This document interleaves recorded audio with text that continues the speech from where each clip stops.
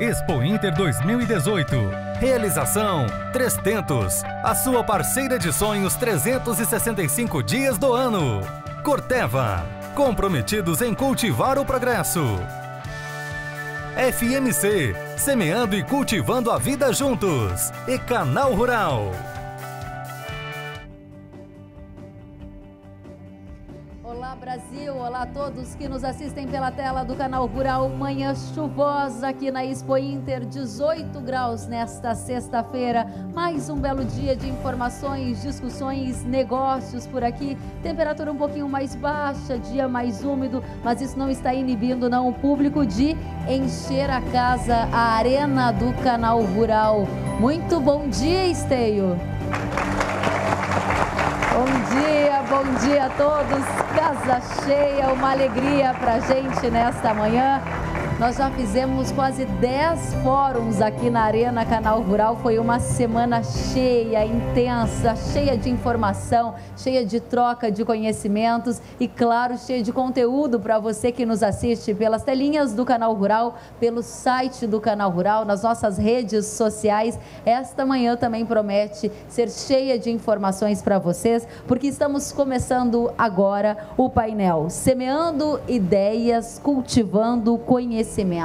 A gente vai tratar do impacto das decisões dos produtores rurais na rentabilidade da lavoura. A gente vai falar também o quanto pode custar o erro da decisão, na tomada de decisão durante a semeadura. O tema é importante, é por isso também que a nossa casa está cheia. A gente vai debater o papel das empresas na difusão da tecnologia para o aumento da produtividade. Para um tema como esse, quero apresentar a vocês os nossos convidados. Peço uma salva de palmas para Djalma Zimmer, consultor de agronegócio do Canal Rural, que será o nosso mediador do evento. Bom dia, Djalma, seja bem-vindo.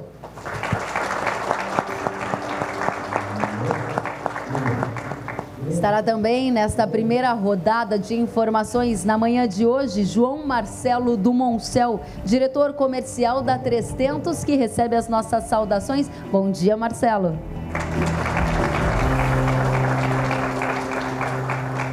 O diretor comercial da 300 é o primeiro dos nossos 5 convidados que vão vir aqui à frente trocar informações, experiências, conhecimentos e vão poder também responder as suas perguntas com a mediação do Djalma Zimmer. Agora, neste momento, eu quero lembrá-los que vocês são nossos convidados para fazer perguntas e participar. É muito simples, você já sabe, mas a gente vai repetir o número do WhatsApp do Canal Rural, 11985240073. Você pode comentar, criticar, sugerir, enviar perguntas e tudo isso vai ser passado ao vivo para os nossos painelistas na manhã de hoje. Lembrando que quem está no público também pode usar o WhatsApp do Canal Rural ou ainda fazer perguntas através das nossas recepcionistas que já estão aqui. Agora, antes de darmos início ao primeiro painel da manhã, eu gostaria de chamar a atenção de todos para o lançamento do site da 300. Ele está de cara nova, vocês já estão vendo aí, mais moderno, mais interativo e que vai fortalecer ainda mais os laços da 300 com o público. Está aí mais uma bela iniciativa da companhia que recebe os nossos aplausos. Parabéns a 300 pelo novo site, mais moderno, mais interativo e também de cara nova. E para dar início ao painel, eu passo então a palavra ao Djalma Zimmer, nosso mediador, que começa também vindo aqui ao microfone, contando um pouquinho do que vai ser a nossa experiência, semear ideias, cultivar conhecimentos. É com você.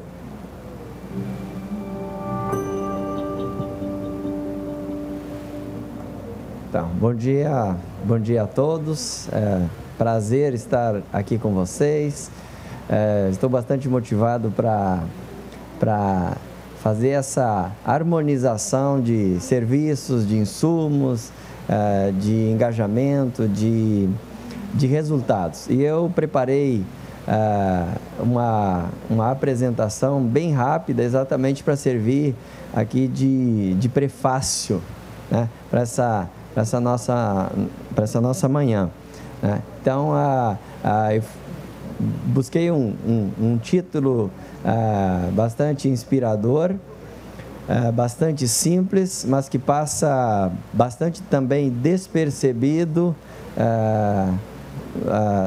naqueles, assim, nas universidades, enfim, na assistência técnica, muitas vezes pública e privada.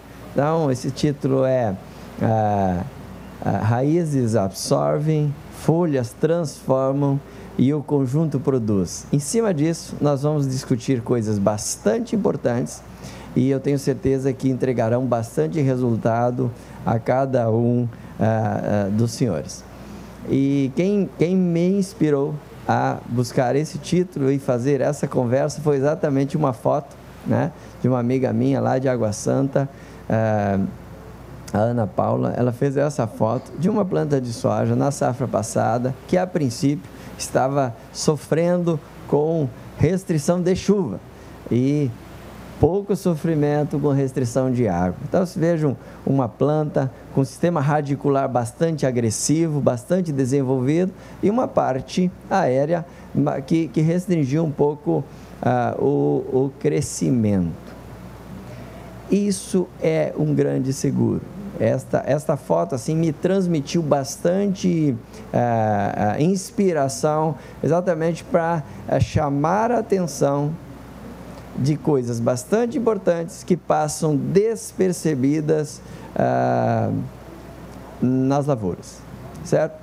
E por que o título então foi esse? Bem simples assim, raízes exploram. É óbvio que raízes exploram, mas quem sabe pela obviedade nós esquecemos de preparar um solo que dê condições para que ela explore, não é? É óbvio que folhas transformam, mas folhas transformam o que as raízes conseguirem absorver e o que as próprias folhas conseguirão captar de luz se estiverem sadias. E o conjunto raiz, folhas, e o conjunto plantas de uma lavoura e a relação delas com a comunidade e com plantas daninhas é que vai definir no final das contas, e com patógenos principalmente, o quanto a gente vai colher. Isso é tão implacável do ponto de vista de resultado para ter sido deixado de lado por tanto tempo. Então, eu vou tentar explicar isso, começando a fala tratando do que eu chamo de leito de semeadura. Não basta apenas buscar plantas de cobertura, não basta apenas pegar uma dica com o vizinho ou entender que para eu ter o plantio direto eu preciso ter palhada. Isso são coisas óbvias, são coisas simples. Talvez o grande benefício das plantas de cobertura, da rotação de culturas, que nós vamos tratar aqui também, esteja no que as raízes destas espécies fazem pelo solo. Não como palhada, mas principalmente levando a possibilidade do oxigênio ingressar a grandes profundidades e a possibilidade de eu guardar água para os momentos de restrição de chuva, porque no Brasil todas as áreas de lavoura chove, nós temos dificuldade para guardá-la. Não chove como um sistema de irrigação, né? Não vai chover toda semana o que eu preciso e nada mais. Mas sempre eu tenho acima dos 700 milímetros de precipitação durante um ciclo de soja, mas eu não consigo guardar isso, ou isso acaba não sendo suficiente por ser um pouco mal distribuído. Então, a tecnologia para cuidar do solo, nós vamos tratar dessa questão aqui pela manhã, e uma foto que é bastante bacana, uma foto que eu recebi do Adriano Fernandes. Hoje a gente planta as plantas de cobertura com plantadeira. Nesta situação aqui, ó, anterior, eu tenho a ideia de que eu tenho que ter palhada, mas eu faço essa palhada incorporando sementes com grade. Aí eu tenho um solo que não vai ter a mínima capacidade de guardar água. Mas quando eu começo a trabalhar com tecnologia, buscando informação, aceitando a consultoria preparada, eu começo a entender que plantar uma cultura de serviço, plantar uma cultura de inverno, vai fazer toda a diferença. Ou quem sabe apostar numa rotação de cultura fará toda a diferença para aumentar a produtividade. Preparar o leito de semeadura, investir, fazer com que a palhada não sirva apenas como um impeditivo de evapotranspiração do solo, mas que faça aquele trabalho com a biologia do solo, com a aeração do solo e com o estoque de água no solo, além de construir um perfil químico no solo, levando mais abaixo algum possível elemento tóxico, né? Que teoricamente vai restringir o sistema radicular. E aí, se eu tenho um solo que impeça o desenvolvimento radicular, obviamente que eu vou ter plantas com baixa capacidade de absorção. E isso vai dificultar a questão mais à frente da parte aérea. E aí eu faço uma homenagem aqui ao SESB, exatamente, que traduz a ideia da relação de um sistema de produção, porque nós colocamos cuidado com o solo, plantas de cobertura. E quando eu falo de cuidado do solo, eu estou me referindo às questões associadas com a parte química, biológica e física, e traduz isso num sistema de produção. Vejam aqui o produtor, o 6, que foi o campeão de produtividade de soja, com 149 sacas no SESB. Vejam o histórico, o registro de informações que ele acumulou na propriedade e o quanto que isso é valioso para você sustentar produtividades maiores. A partir de um leito de semeadura bem construído, nós passamos ao plantio. Na hora certa, na condição correta, com a semente correta. E aí nós precisamos falar de semente novamente. Eu consigo perceber a presença aqui da Kelly, né? A âncora no Canal Rural, e a gente muitas vezes conversa, porque no jornalismo, uma frase da Kelly é a seguinte: no jornalismo, a imprensa precisa sempre dar um passo adiante, sempre um degrau acima da informação. E eu venho da área de ensino, a minha formação é toda na educação, antes de ser na área de agronomia. E aí eu faço um contraponto a essa questão do degrau acima. Eu não me canso de repetir. Eu preciso ensinar antes de comunicar. E nós precisamos, eu nunca vou deixar passar essa questão da repetição. Semente é o insumo mais estratégico para se fazer uma agricultura segura. E talvez ainda para muitos seja o insumo mais negligenciado. Por isso eu vou abrir um capítulo, né, essa manhã, para a gente falar de semente. E aqui um trabalho onde que a gente tentou traduzir o desempenho individual de plantas a partir de sementes com alguns problemas. Esta imagem é muito clara no seguinte sentido: estas plantinhas aí foram oriundas de sementes com 100% de germinação, porque tudo que está aqui é considerado planta normal num teste de germinação. Mas estes defeitos decorreram de algum probleminha mecânico, de umidade, de percevejo, algum problema sanitário, em comparação com uma planta, uma plântula que se originou de uma semente sem problemas. Vejam a diferença com alguns dias após a germinação. Agora vejam o sistema radicular desses tratamentos aí, comparando o sistema radicular de plantas que se originaram a partir de sementes sem nenhum tipo de problema, com aquelas plantas que se originaram de sementes com algum tipo de problema, ainda que tivessem germinado e se estabelecido. Mas nós não colhemos raízes. Embora as raízes absorvam e as folhas transformem, nós colhemos grãos. Então, vamos ver agora como que o impacto da capacidade fisiológica de fazer raiz num mesmo solo, essas raízes cresceram de formas distintas no mesmo solo. Então vejam a importância da fisiologia. Agora vamos ver a parte aérea, a capacidade de produzir grãos. Quem vai para o campo contar número de plantas e esquece da capacidade fisiológica de cada planta, e esquece que as plantas estão lá para a produção de grãos, acaba correndo o risco de formar uma lavoura com plantas de baixa capacidade fisiológica. E aí, eu gosto de fazer um contraponto com a pecuária. Assim como na pecuária de leite, quem produz leite é a vaca e não a ordenhadeira, na lavoura de soja ou de milho, quem produz grãos são as plantas e não o hectare, o talhão, a fazenda. Nós precisamos cuidar de cada unidade produtiva lá na lavoura.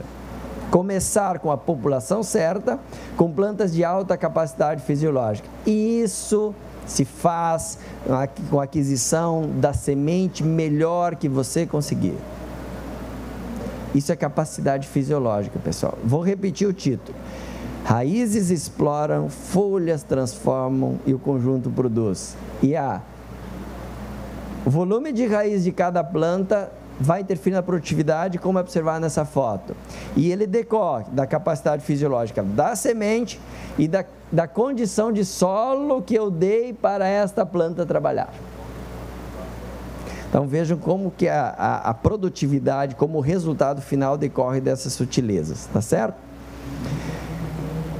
Nós fomos traídos historicamente por alguns jargões. Por exemplo, a soja compensa. E eu gosto de fazer essa comunicação com imagens. Imagens são implacáveis. Aqueles que acreditam ainda que a soja compensa, por favor, me expliquem por que aquela plantinha do centro da imagem, que teve mais espaço, mais sol, mais água, mais proteção, produziu tão poucos grãos. E por que as plantas imediatamente ao lado dela não conseguiram fazer então toda aquela compensação? Nós precisamos explicar isso. E a explicação está exatamente na incapacidade fisiológica desta planta, porque o solo aí não teria variado tanto. Mais uma responsabilidade da semente, de cada semente que você leva para a lavoura. Avançando um pouco, algo um pouco mais recente, eu preciso chamar a atenção para o que acontece, quem sabe, em mais de 90% das áreas de soja do Brasil.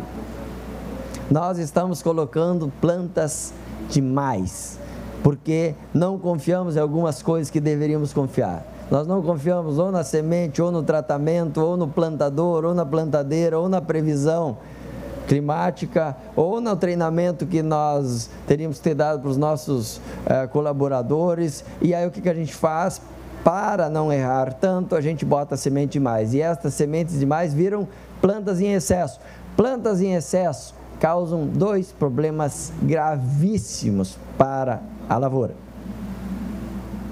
Primeiro, vão impedir a chegada de sol nas folhas do baixeiro. Segundo, assim como não entra sol, não entrará fungicidas. Não, toda a tecnologia de aplicação vai ficar comprometida pelo excesso de folhas. Pessoal, você não imagina o quanto isso está roubando produtividade. Eu diria assim, fazer um resumo. O melhor adubo do mundo é o sol. E o melhor fungicida para a agricultura é o sol também. Não que eu possa abrir mão dos demais, mas quando eu tenho as lavouras um pouco mais abertas, eu começo a mudar completamente duas coisinhas básicas que foram esquecidas em fisiologia vegetal. Relação fonte e dreno, relação de folha com grãos, né? Que é e a partição de fotoassimilados. As lavouras mais produtivas não necessariamente são as lavouras que produzem mais folha, que vegetam mais. As lavouras mais produtivas são aquelas que ocupem bem os espaços e que não perdem as folhas antes de terminar o enchimento de grão.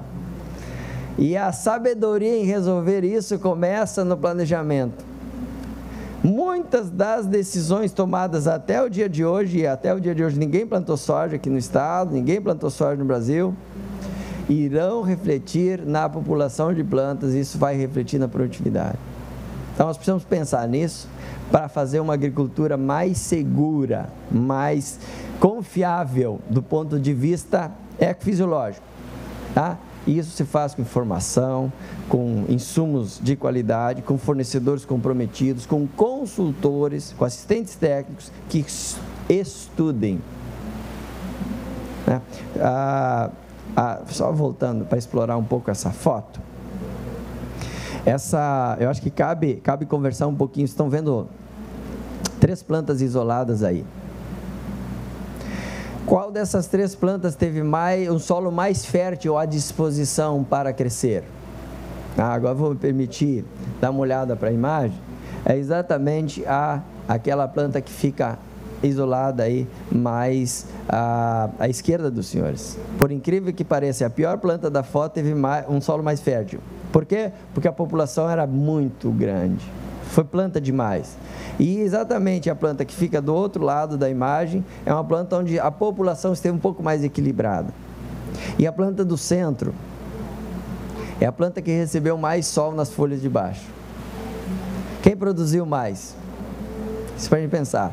Nós ainda temos um calo, nós ainda temos uma ferida do tempo que não havia a possibilidade de controlar plantas daninhas na soja com glifosato. E naquela época, Mauro, a gente usava populações grandes para fechar cedo a linha e facilitar o controle do mato, né? Do inso. Isso passou e a gente esqueceu de abrir a soja. E depois disso surgiu a ferrugem, todo o complexo de doenças do bacheiro, madaloso. E a gente continuou com dificuldade de fazer esse produto chegar lá embaixo por excesso de folhas. Então está na hora da gente pensar um pouco sobre isso. É possível fazer uma lavoura mais segura, usando menos insumos, mas usando os melhores insumos. Conhecimento, técnica, precisão no plantio, treinamento de equipes. Isso faz toda a diferença e a gente espera, exatamente nessa manhã aqui, chamar a atenção de quem está aqui e chamar a atenção daqueles que nos acompanham na transmissão, para o fato de que é sim possível ter resultados superiores quando a gente aplica mais conhecimento. Então, está aí a responsabilidade da gente buscar conhecimento, da gente se abrir para aqueles que estão comprometidos conosco, comprometidos com o nosso resultado. Essa lavoura aqui assusta. Já estou finalizando a minha chamada, estou enchendo. Eu tenho certeza que eu estou fazendo muitas provocações e isso está deixando todos um pouco pensativos, né? Fazendo contas. Essa lavoura aqui, pessoal, é uma lavoura que não faltou adubo, não faltou produto químico, mas também não falta problema sanitário, né, Badaloso? É uma lavoura que está completamente comprometida. Então você imagina que eu tenho alto investimento, quem sabe eu tenho escolhido os melhores insumos, feito um grande aporte de recursos, tentando acertar, e o excesso de sementes no plantio tenha me jogado tudo para trás.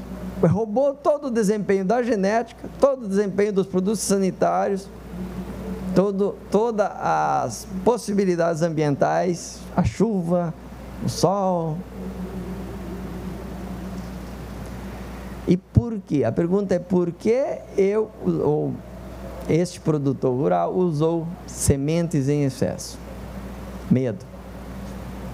Ou porque não conhece, ou porque não confia no seu treinamento, na sua plantadeira, na previsão do tempo, não fez o teste de qualidade, não escolheu o fornecedor, ou não confiou no fornecedor. Vejam como esses medos nos roubam. Vejam como esses medos nos tiram possibilidades.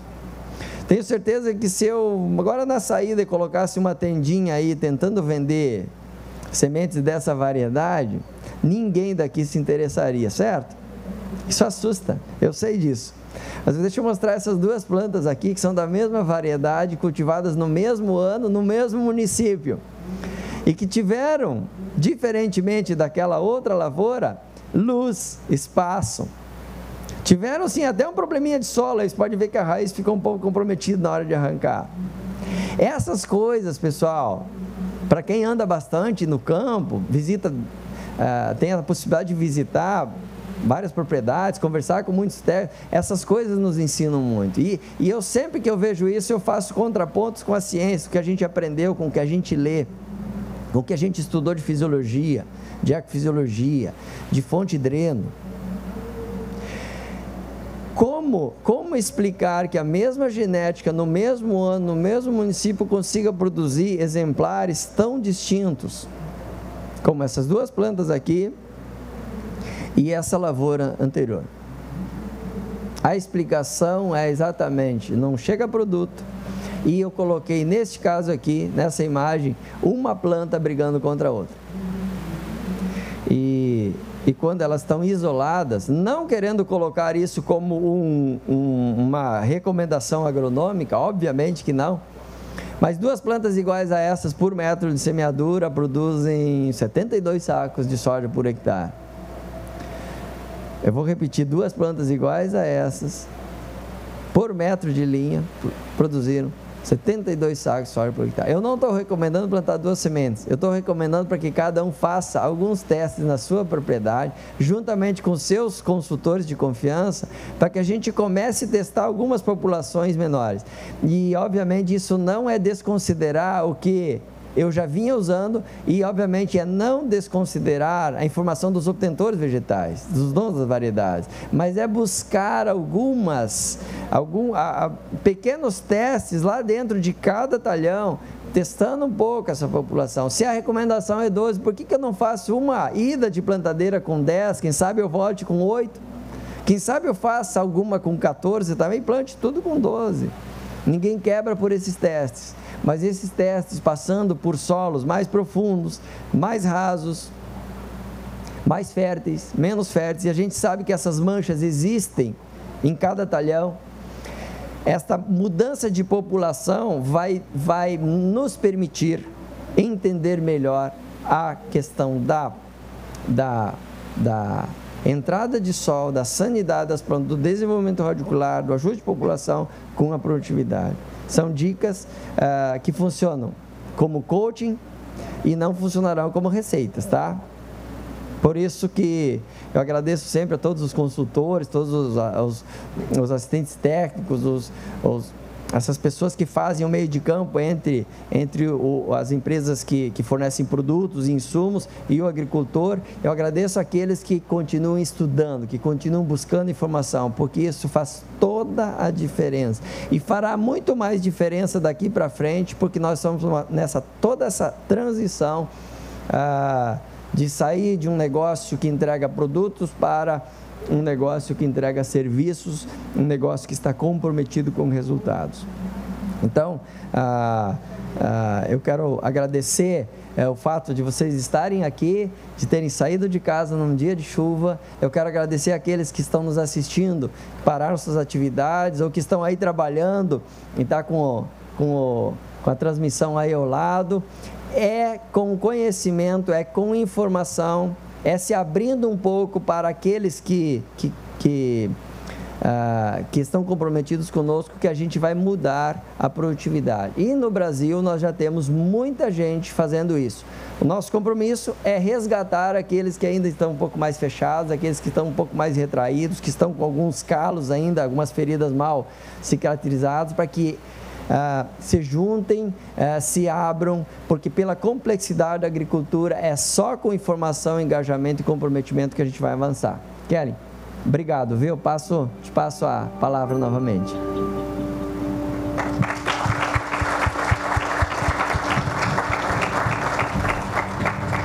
Muito obrigada, Djalma Zimmer.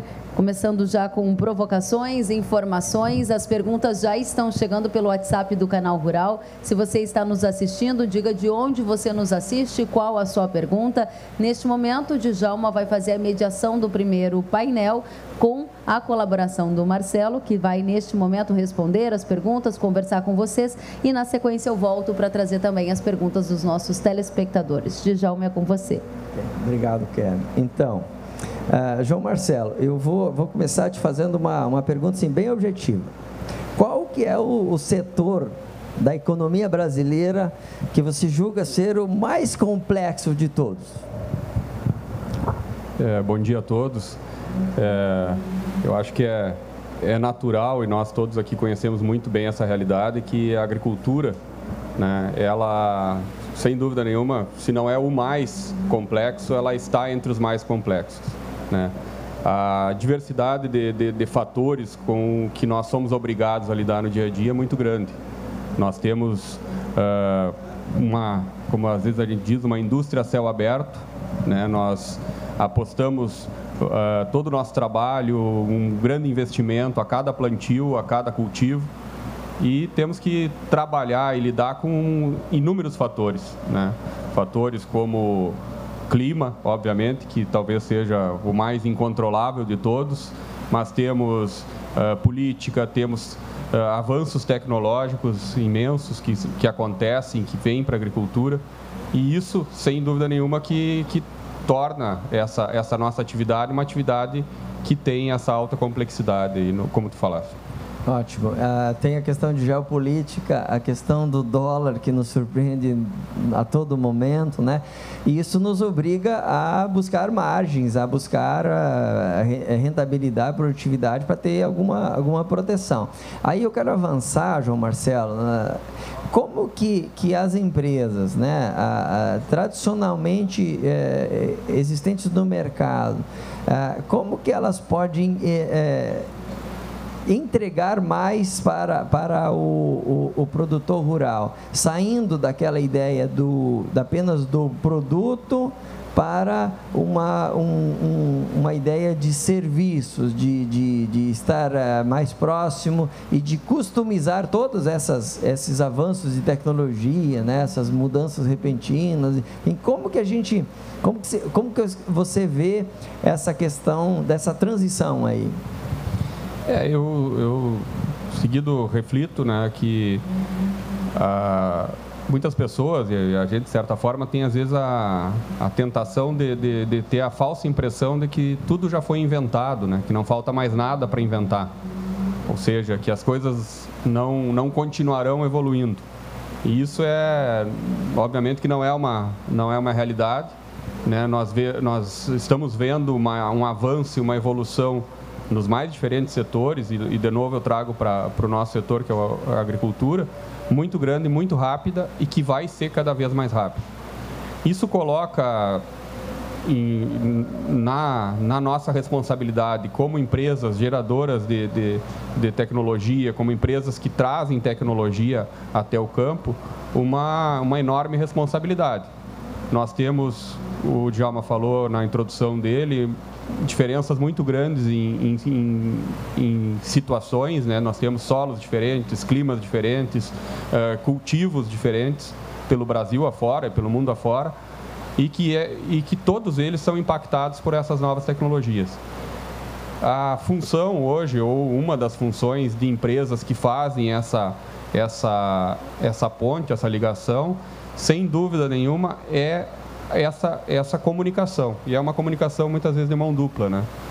Que a empresa ela tem a responsabilidade de trazer informações até o campo, de trazer as tecnologias, de posicionar, de colocar elas da melhor forma possível, e elas têm uma responsabilidade muito grande de trazer, de dar o retorno do campo também para as pesquisas, para as universidades, né, para toda essa estrutura que gera o conhecimento e gera a tecnologia. Então, eu acho que é muito importante essa sintonia e essa sincronia entre a parte geradora de informação e de tecnologia e a parte que vai efetivamente ocupar, que são os produtores rurais. E a necessidade de evolução, a necessidade de avanço, de conhecimento, de aprendizado, nós temos que ter consciência que ela vai ser cada vez maior. A vida, ela vai ter algumas facilidades, obviamente, em alguns aspectos, né, de customização, de outras situações tecnológicas aí que vão nos trazer, né, conforto, mas ela vai ficando complexa ao longo do tempo, ela vai exigindo, principalmente, uma atualização e um conhecimento cada vez mais constante, cada vez mais rápido. E aí entra a responsabilidade das empresas, né? Muito bem. Nas áreas de, assim, como que você trata essa questão de você ter um conjunto de assistentes técnicos, de consultores, né, que visitam, que fazem todo esse meio de campo com o produtor rural, mas você tem ambientes muito distintos aqui no estado, né? Como que é lidar com tanta variação, assim, de tipos de solo, de sistemas de produção? O pessoal recebe cursos com frequência, eles estão sempre treinando para entender isso e traduzir em novas tecnologias, assim, viabilizar novas áreas, né? Sem dúvida nenhuma que essa, digamos assim, essa necessidade de aprendizado, ela é do produtor, né? E ela é muito também uma necessidade das empresas, né? Nós, como uma empresa que traz tecnologia ao campo, que tem excelentes parceiros, que tem esse serviço agregado ao nosso produto, nós temos uma demanda hoje, uma necessidade de ter uma equipe de campo altamente qualificada, que esteja se reciclando, que esteja treinando com uma frequência muito grande, né? Então, é natural e é impositivo que a gente faça isso muito rapidamente. Paralelo a isso, obviamente que essa informação, essa tecnologia, ela tem que ser amplificada. Então, primeiro é lá o obtentor, é a empresa que faz a tecnologia, que cria a pesquisa pura, como se diz, passando aí por parceiros, por universidades, por outros órgãos que muitas vezes fazem essa difusão, chegam até as nossas equipes e chegam paralelo a consultorias independentes, que também a gente se relaciona e tenta também fazer essa ligação e essa ponte com eles. Então, é muito importante que essa informação ela chegue ao agricultor, né?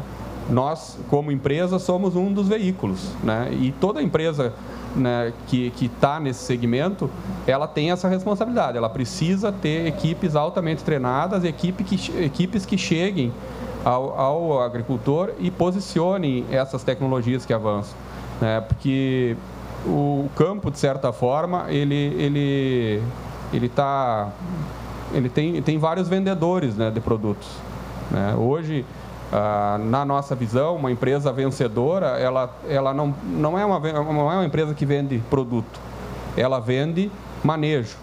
Tanto que muitas vezes nós mesmos repetimos internamente que nós buscamos, o nosso produto é manejo, né? Nosso produto é um conjunto de fatores, não é um único, exclusivo produto que vai fazer o sucesso ou o não de um empreendimento, de uma lavoura. Ele é essa conjuntura que vai desde, como tu estava falando, do plantio, né? Muitas vezes a informação que o técnico precisa trazer e levar ao produtor, ela é o número de sementes, é a população adequada, é o espaçamento e não exatamente o produto em si. Como tu mostraste aquele exemplo, a mesma variedade numa determinada população teve um desempenho muito ruim, na outra teve um desempenho excelente.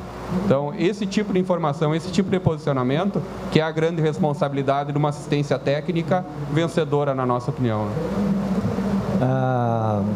João Marcelo, eu num determinado eu tive uma experiência assim, eu vou compartilhar ela aqui, depois eu quero que você comente ela. Após uma apresentação assim muito parecida dessa aqui para um grupo de profissionais, eu fui questionado com a seguinte pergunta: por que o produtor rural tem tanto dificuldade de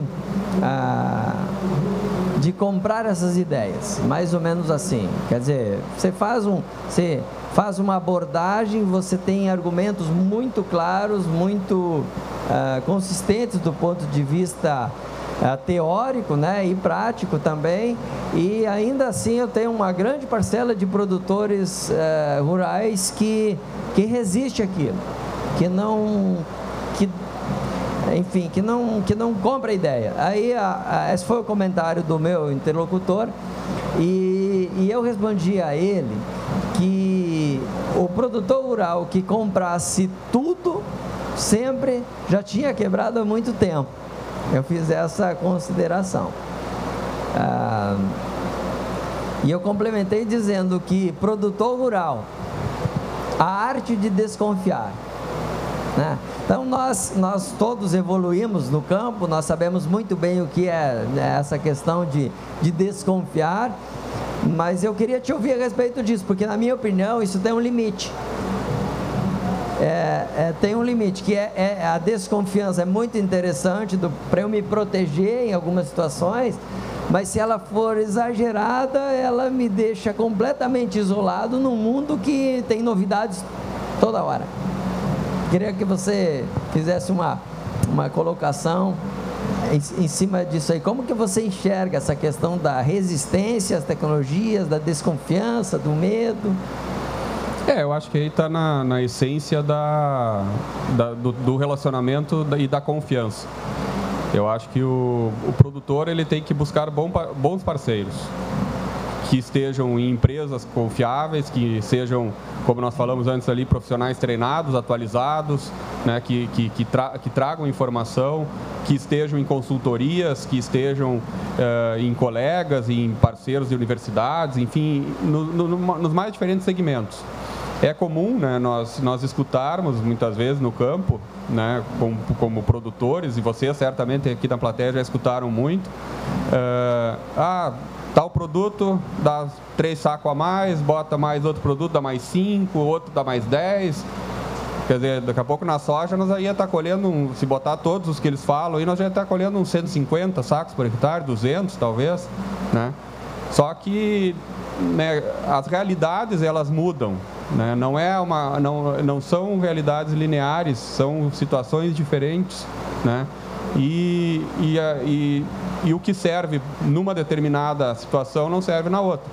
Eu acho que a grande, digamos assim, o grande desafio disso tudo é o que tu falaste, é tu fazer um filtro adequado para não ficar no isolamento e não ficar contra qualquer evolução, e ao mesmo tempo tu também não querer inventar a roda ou querer fazer tudo, os modismos muitas vezes que aparecem.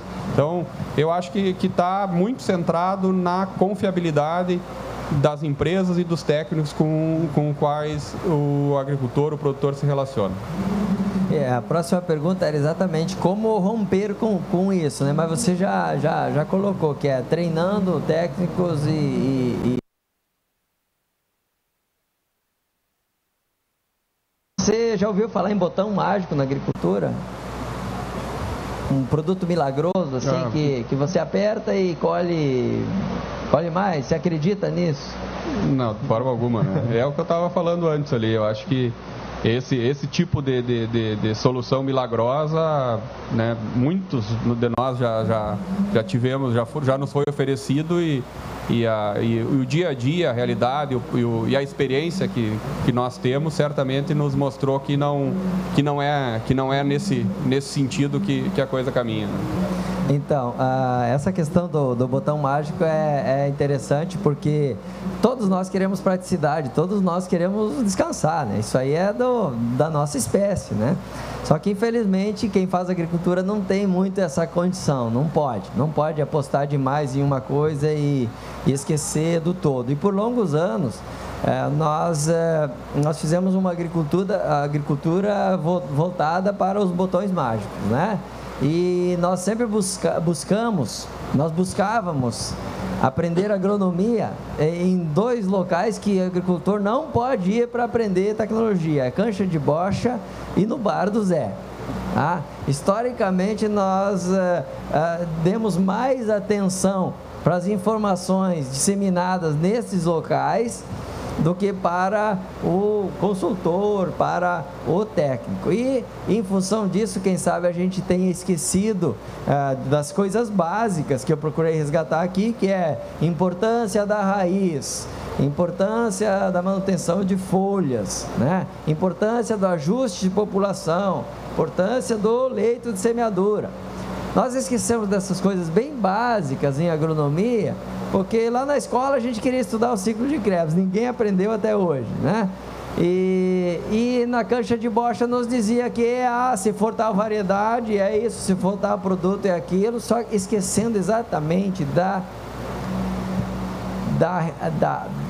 das diferenças que são gritantes dentro de um mesmo talhão, entre talhões diferentes, entre propriedades diferentes, né? E aí que está o grande barato desse trabalho, exatamente de partir, como se colocou no início da avenida, né? Eu vou levando conhecimento, informação e tecnologia, mas em cada propriedade que eu visito, eu tento aprender através daquelas demandas, daquele diagnóstico, né, para internalizar e voltar novamente na próxima ida com uma nova solução. Isso é bastante, bastante interessante, porque vem ao encontro de um princípio que eu considero que o melhor laboratório agronômico do mundo é a propriedade de cada um dos senhores. Ela é única por esse motivo. E aí, aquela assistência técnica de batelada, assim, de cartilha, ela está com os dias comprometidos. Nós realmente precisamos investir muito nessa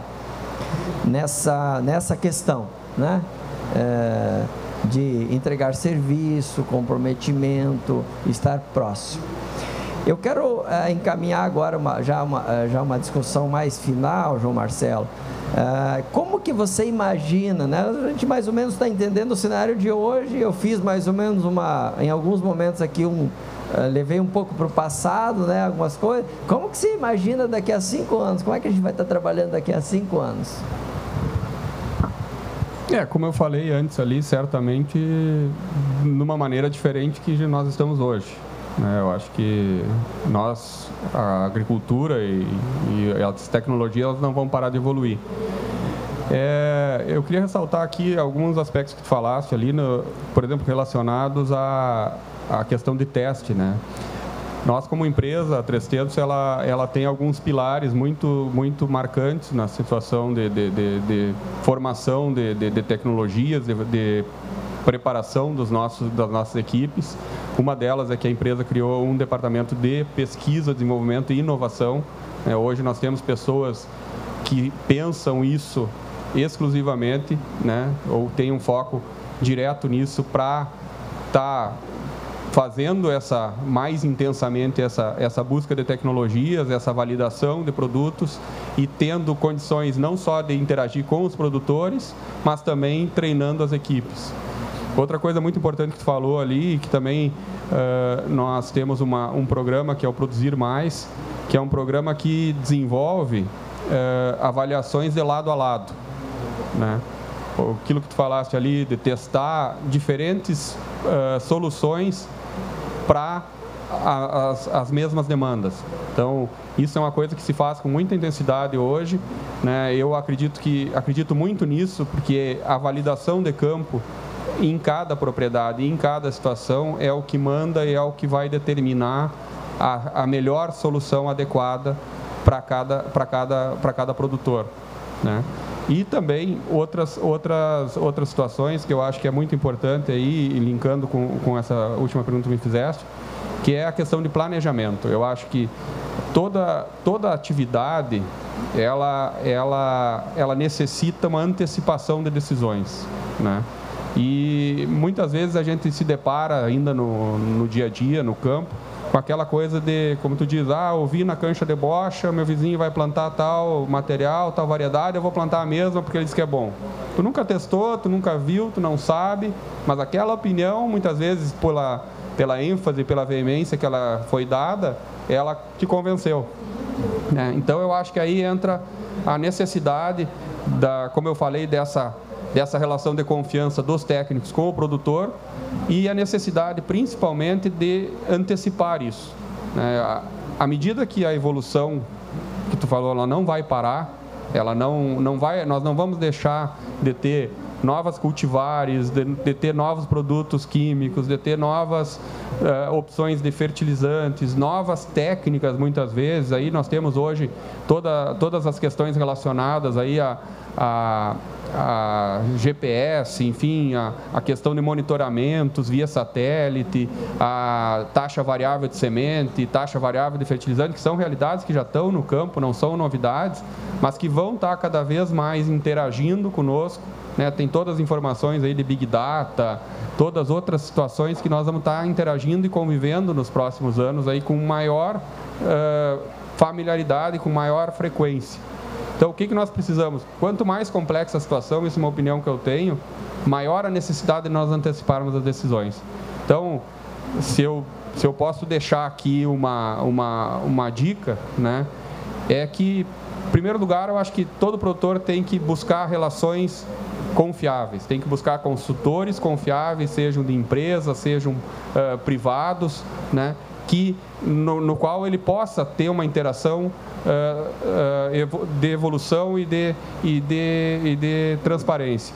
A partir disso aí, antecipem suas decisões, antecipem os problemas, avaliem toda a situação com antecedência, se possível, planejem já o ano que vem, a próxima rotação, as culturas subsequentes, né? Nessa área eu vou plantar milho ano que vem, no cedo, o que eu vou plantar nesse verão, qual a cobertura que eu vou utilizar. Então, essa antecipação e esse planejamento, ele é fundamental para nós enfrentarmos os desafios da evolução que vão estar presentes certamente no nosso dia a dia nos próximos anos, com mais frequência, na nossa opinião. Então fica aqui o desafio, né, para o produtor rural, fica o desafio aos consultores, aos assistentes técnicos, aos estudantes, para estar sempre bem preparado para essas oportunidades aí, entender, conhecer e estar comprometido para poder entregar resultados. Nós vamos ter oportunidade agora de conversar com outros convidados que vão trazer outras realidades aqui, e eu acho que ficou bem bacana esse nosso prefácio. Kellen, eu passo a palavra para você então. Muito bacana, sim. Inclusive a nossa audiência de casa está participando, enviando comentários. Tem uma pergunta que chegou para vocês, e a pergunta é do Odir Zalamena. Ele é superintendente de expansão de agronegócios do Banrisul, e ele diz: gostaria de ouvir dos entrevistados qual a opinião de vocês sobre o avanço da cultura da soja na zona sul do estado e os riscos associados a isto, e também relacionado a este tema, o que eles pensam sobre os custos de arrendamento de áreas para plantio de soja, qual seria o limite. Talvez fuja um pouco em algum momento, mas em relação ao avanço da soja na região sul, gostaria de ouvi-los. Nós vamos ter a oportunidade na sequência com o Eduardo Munhoz, que é um consultor da região sul, que vai poder nos trazer.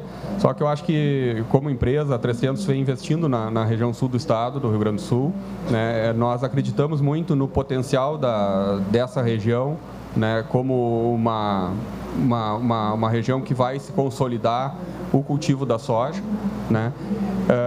Djalma bem explicou antes aqui que tem, né, as variações que nós temos, não só em relação à metade sul do Rio Grande do Sul, mas, né, o Paraná é outra realidade, o Centro-Oeste, realidades completamente diferentes, o Matipitobá é outra realidade também.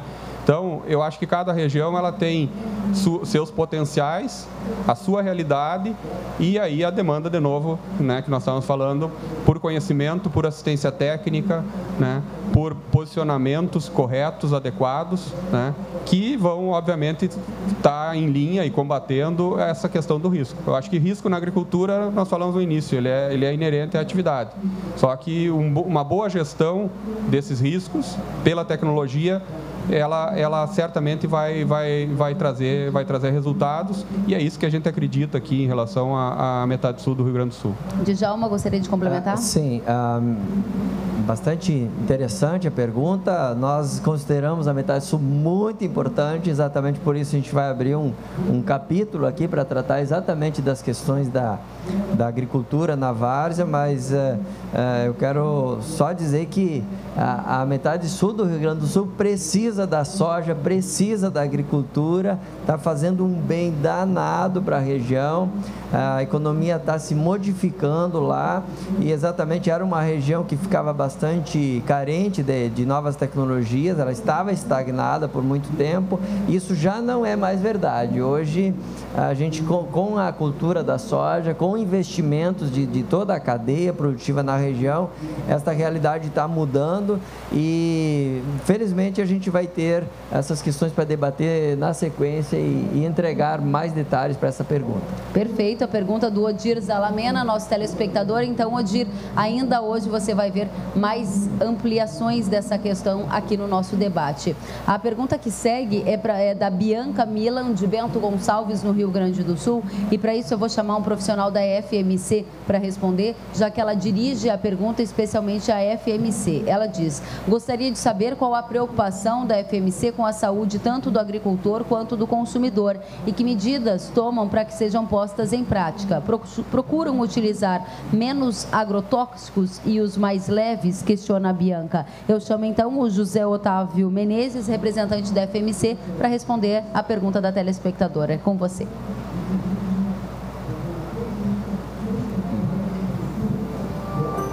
Bom dia. Obrigado, Bianca, pela pergunta. A FMC, sim, está preocupada cada vez mais com essa parte de produção, a parte ambiental e a parte de consumo.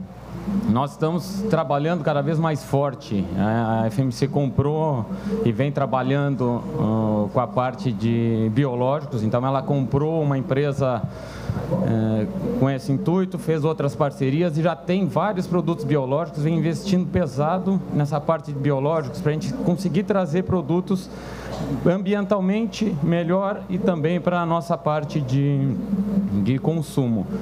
A empresa já vem trabalhando forte já no passado, já com a parte de embalagens já vêm sendo recicladas. As próprias embalagens já vêm com produtos reciclados, então desde a tampa, que já vem com a própria tampa reciclada desses agrotóxicos, desses produtos. Vem a parte de embalagem verde, então, que são baseados na parte de álcool, então também já vem focado já mais nisso daí. E produtos que a empresa vem investindo cada vez com aplicações no momento certo, doses certas, que a gente não vai ter um residual que comprometa. Também fazendo com que os produtos que vêm sendo lançados pela empresa, cada vez com uma toxicologia menor e que, sendo aplicados no momento certo, tem menos impacto ambiental e não deixando resíduo em produtos. Ok? Obrigado. Obrigada, aplausos aos nossos painelistas, obrigada ao Otávio, muito obrigada ao Marcelo. A gente vai girar as cadeiras aqui, vamos trocar de painel, de apresentação, continuando com os nossos debates para a gente semear ideias, plantar conhecimentos. Tema de hoje, o Djalma Zimmer, nosso mediador, continua conosco. E neste momento eu gostaria de chamar, ou melhor, apresentar para vocês o produtor rural Mauro Costa Beber. Ele é do município de Condor, Rio Grande do Sul. O Mauro trabalha na administração da agropecuária Brasitália e ele é presidente do Clube Amigos da Terra de Palmeira das Missões, no Rio Grande do Sul. Vamos saudar o Mauro. Bom dia, Mauro, seja bem-vindo. Bom dia a todos, aos telespectadores do canal Rural, aos amigos do Clube Amigos da Terra de Palmeira, a todos os presentes. Quero agradecer a 300, as empresas que estão patrocinando esse evento, pelo convite e tentar ajudar os agricultores a ter renda nas propriedades. Esse é o intuito meu, de tentar transmitir um pouquinho do meu conhecimento de 37 anos de agricultor, para que as pessoas consigam ter um pouco mais de renda na propriedade. Muito legal. Mauro, eu vou deixá-lo então na companhia do Djalma, que é o mediador do nosso painel, e você que está em casa, aproveite para enviar as perguntas. Vocês aqui também podem participar, são muito bem-vindos. Djalma, é com você. Obrigado, Karen. Muito bem, Mauro, seja bem-vindo. A ideia foi que exatamente dar espaço para que produtores rurais pudessem compartilhar boas práticas, compartilhar exemplos, e você, então, está representando, além do grupo Amigos da terra, você está representando todos aqueles produtores que estão buscando rentabilidade e sustentabilidade do negócio, né? Levar a agricultura para frente. Eu quero iniciar pedindo para você fazer assim breves relatos do que te motivou a fugir daquela agricultura convencional, aquela que se faz, né, mais rasa assim, para fazer uma agricultura assim com mais resultado, com mais entregando mais. Bom, eu comecei na agricultura e via a erosão do solo no plantio convencional. A gente partimos para o plantio direto nos anos 90 e hoje a gente vê novos desafios, sempre tem desafio novo. A gente vê que as propriedades estão voltando a ter erosão e os agricultores às vezes estão falhando na proteção do solo. No plantio convencional, eu tenho estudos que 4 milímetros diários de chuva precisava para produzir um saco de soja. Com o plantio direto, com 3 milímetros a gente está conseguindo produzir um saco de soja. Então, a gente precisa de proteção no solo, palhada, e pensar a propriedade, o manejo anual. Não é a gente pensar, agora eu vou plantar soja. A gente tem que planejar, ter um planejamento estratégico para a gente conseguir chegar lá na colheita da soja com essa boa produtividade. Fazendo tudo que a gente conhece, que a pesquisa nos traz, que as empresas nos traz, fazendo na hora certa também. E sentir como se nós estivéssemos ali no chão, plantado no chão como a planta, tá? Nós temos que sentir essa planta para conseguir proteger ela e fazer ela produzir. Porque se nós não tivermos essa sensibilidade, nós vamos às vezes fazer intervenções erradas e a planta não vai responder. Muito bem, Mauro. Deixa eu te perguntar agora, vamos lá para a sua propriedade. O que decisões você tomou para... exatamente para se proteger em relação a esses riscos associados à erosão, a uma possível deficiência hídrica em algum momento, alguma deficiência de chuva, né? Como você organizou a sua propriedade, assim, o sistema de produção lá na sua propriedade?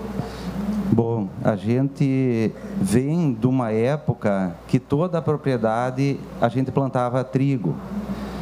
Mudou para metade da propriedade com trigo. E eu diria não só a minha propriedade, a nossa região norte do Rio Grande do Sul.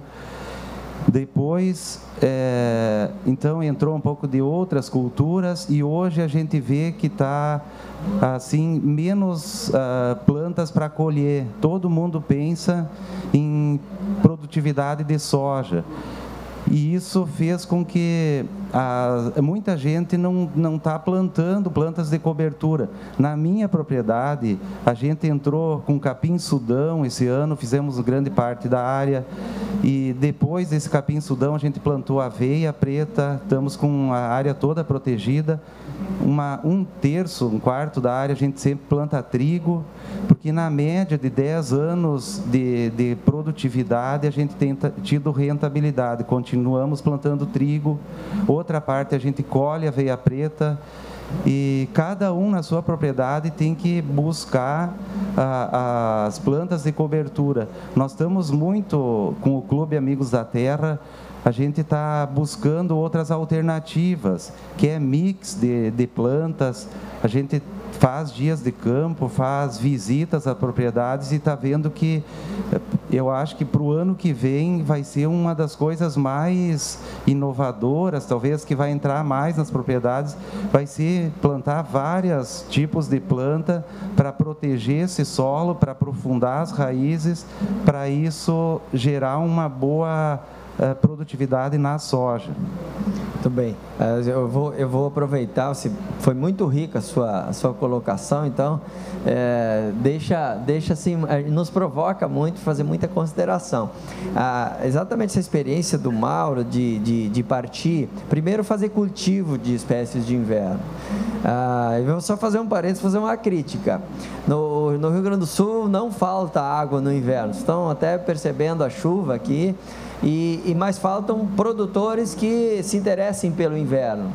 E eu vejo exemplos no Cerrado brasileiro, onde falta chuva na entre-safra, e lá para, muitas vezes, eu ter uma planta de serviço, né? Eu tenho que abrir mão de fazer uma safrinha de milho, ou seja, eu estou abrindo mão da cultura do milho para fazer palhada de braquiária, quem sabe, ou de milheto, ou de crotalária, exatamente apostando nesses retornos, né? E veja então a crítica que se faz aqui ao Rio Grande do Sul, que nós temos todo o inverno parado e a gente resiste em dar esse trato para o solo, para depois voltar então com a soja. E aí quando se faz essa colocação fechando esse parênteses, a colocação do mix de culturas de serviço numa mesma área, isso é exatamente para beneficiar a parte biológica do solo. E quando eu tenho espécies diferentes operando concomitantemente no solo, eu tenho distintos tipos de raízes se infiltrando nesse solo. Algumas mais profundas, algumas mais rasas, outras mais largas, mais estreitinhas. Então isso vai construindo uma estruturação física nesse solo que vai ajudar a guardar água. E quem sabe por isso tenha percebido que eu estou conseguindo produzir um saco de soja só com 3 milímetros agora, porque eu estou guardando mais água nesse solo. E quem sabe aquele milímetro a menos, ele tenha sido guardado no inverno, ele não tenha dependido de uma chuva durante o cultivo. Então são saídas que a gente está buscando apresentar aqui. Essas tecnologias, elas existem, essas informações estão disponíveis hoje até na televisão, né? Elas conseguem chegar. Eu sempre ressalto como um coaching e não como uma receita, porque ela precisa ser customizada. Mas eu vou encaminhar então agora uma pergunta para você. Assim, você disse que a gente faz dias de campo, a gente busca informações. Eu vou fazer uma pergunta assim: você já teve alguma vez dificuldade em não ter informação disponível? Eu, no meu caso, não. Eu participo de todas as palestras técnicas que tem na região. A gente busca participar de dias de campo, na 300, na cooperativa, nas universidades. E eu acho muito importante, as universidades geram dados, conhecimentos, e às vezes não chega nos agricultores. Porque os agricultores não vão buscar esse conhecimento? O trabalho que dá para preparar um campo experimental, às vezes o agricultor não vai. Então, no meu caso, eu, como agricultor, sempre fui buscando. Eu nasci numa época que não tinha energia elétrica, não tinha televisão, não tinha telefone, e hoje eu consigo acompanhar toda a tecnologia moderna que tem, eu estou inserido. E os agricultores que não fizerem isso, eles vão ficando para trás. Eles vão ir no palpite da cancha de bocha, de tal coisa é certa, e não vão ir atrás dos consultores que estão informados de tudo que é certo. Você busca a tecnologia na televisão, em dias de campo, em redes sociais, no WhatsApp, Facebook, você segue algumas... Você tem informações que você recebe ali? Eu tenho em todos esses locais que você falou, e eu filtro as informações, porque às vezes as informações chegam demais, então a gente tem que saber também o que a gente pode fazer na propriedade, que aquilo vai dar resultado, que a gente sabe que o custo está se elevando, do arrendamento, da produção, e nós temos que aumentar a nossa produtividade. A produtividade, só para complementar, na nossa propriedade, desde os anos 60, ela subiu em 1 saco por hectare ao ano, 1,22 para ser mais preciso, na soja e no trigo. E a gente quer continuar todo ano aumentando a produtividade em 1 saco por hectare. Não é linear. Mas se um ano der mal, por exemplo, a gente tem que nos anos bons aproveitar. A média vai aproveitar. Deixa eu fazer mais uma pergunta, Mauro. Eu estou gostando muito dessa conversa aqui. Quando chega muita informação para ti, um dia de campo, nas redes sociais, que você deve participar de vários grupos, e isso é muito dinâmico, né? Agora, o Mauro ficou com algumas dúvidas. Onde é que você vai tirar essas dúvidas depois? Quando você precisa conversar com alguém, o que você procura? Olha, eu procuro pessoas de confiança, que a gente já conhece, de mercado, Luiz Osório, o João Marcelo, e pessoas de empresas, de agricultura de precisão, de consultores que a gente, da cooperativa, das empresas, daí eu tiro minhas dúvidas e faço os testes na propriedade. Você falou aqui, né, que às vezes uma semente boa, ela vai gerar uma lavoura boa. E ontem nós estávamos comentando, e eu quero até frisar isso, que vocês pensem que comprar semente é como comprar uma tropinha de boi. Se vocês pegar um lotezinho padrão de Angus, terneirinho, tudo bonitinho, vocês vão botar numa pastagem. No final dos 100 dias lá, vocês vão ter um resultado. Agora, se vocês comprar um lotezinho de gado que vocês não sabem, é tudo já ruim, no final de 100 dias vocês podem colocar na melhor pastagem que vocês não vão ter o mesmo resultado. Então, é uma comparação interessante. E outra, por outro lado, se vocês não tiverem uma boa pastagem, também não vão ter um bom resultado. Então, o solo é essa pastagem que a semente vai ser plantada. Então, se a gente tiver uma semente boa, de qualidade, tratada, padronizada, plantada na velocidade de semeadura certa, que até eu estava falando ontem com o Djalma, se a gente vê que o solo está úmido, não está bom de plantar, para de plantar. Ou no primeiro dia começa a 4 por hora, no segundo vai para 5, a terra está soltinha, vai para 6, 6,5 por hora. Então, fazer as coisas certas, na hora certa. Tem uma previsão de 100 milímetros para o outro dia, não espera aquela chuva chegar em cima da propriedade e pegar as plantadeiras na lavoura. Para de plantar um meio dia antes, deixa tomar um sol na terra. Então, essas coisas fazem a diferença na hora de colher. Olha, Mauro, eu quero dizer que eu estou muito contente de ouvir, viu? Praticamente quase realizado em te ouvir aqui. Só para a gente finalizar rapidinho aqui, Kelly, infelizmente nem todos enxergam. Assim, que dica que você dá para aquele produtor que é mais retraído, assim, aquele que se fechou para as informações e para esse avanço todo? Eu acredito que o agricultor que não buscar o conhecimento e não usar esse conhecimento para produzir mais, ele vai sair fora da atividade. O cara que não faz conta, que não tem um planejamento estratégico na propriedade, ele vai deixar para o outro que faz as coisas certas. É uma lei natural da natureza que sempre vai prevalecer. Então, eu diria, agricultores, tirem um tempinho, busquem participar de um clube Amigos da Terra, de um evento, de um dia de campo, de uma palestra técnica, e isso vai trazer resultado para vocês conseguir, e levem os filhos junto, porque sem os filhos, as propriedades não vão conseguir continuar. Muito obrigado, Mauro. Muito bem. Gostei muito.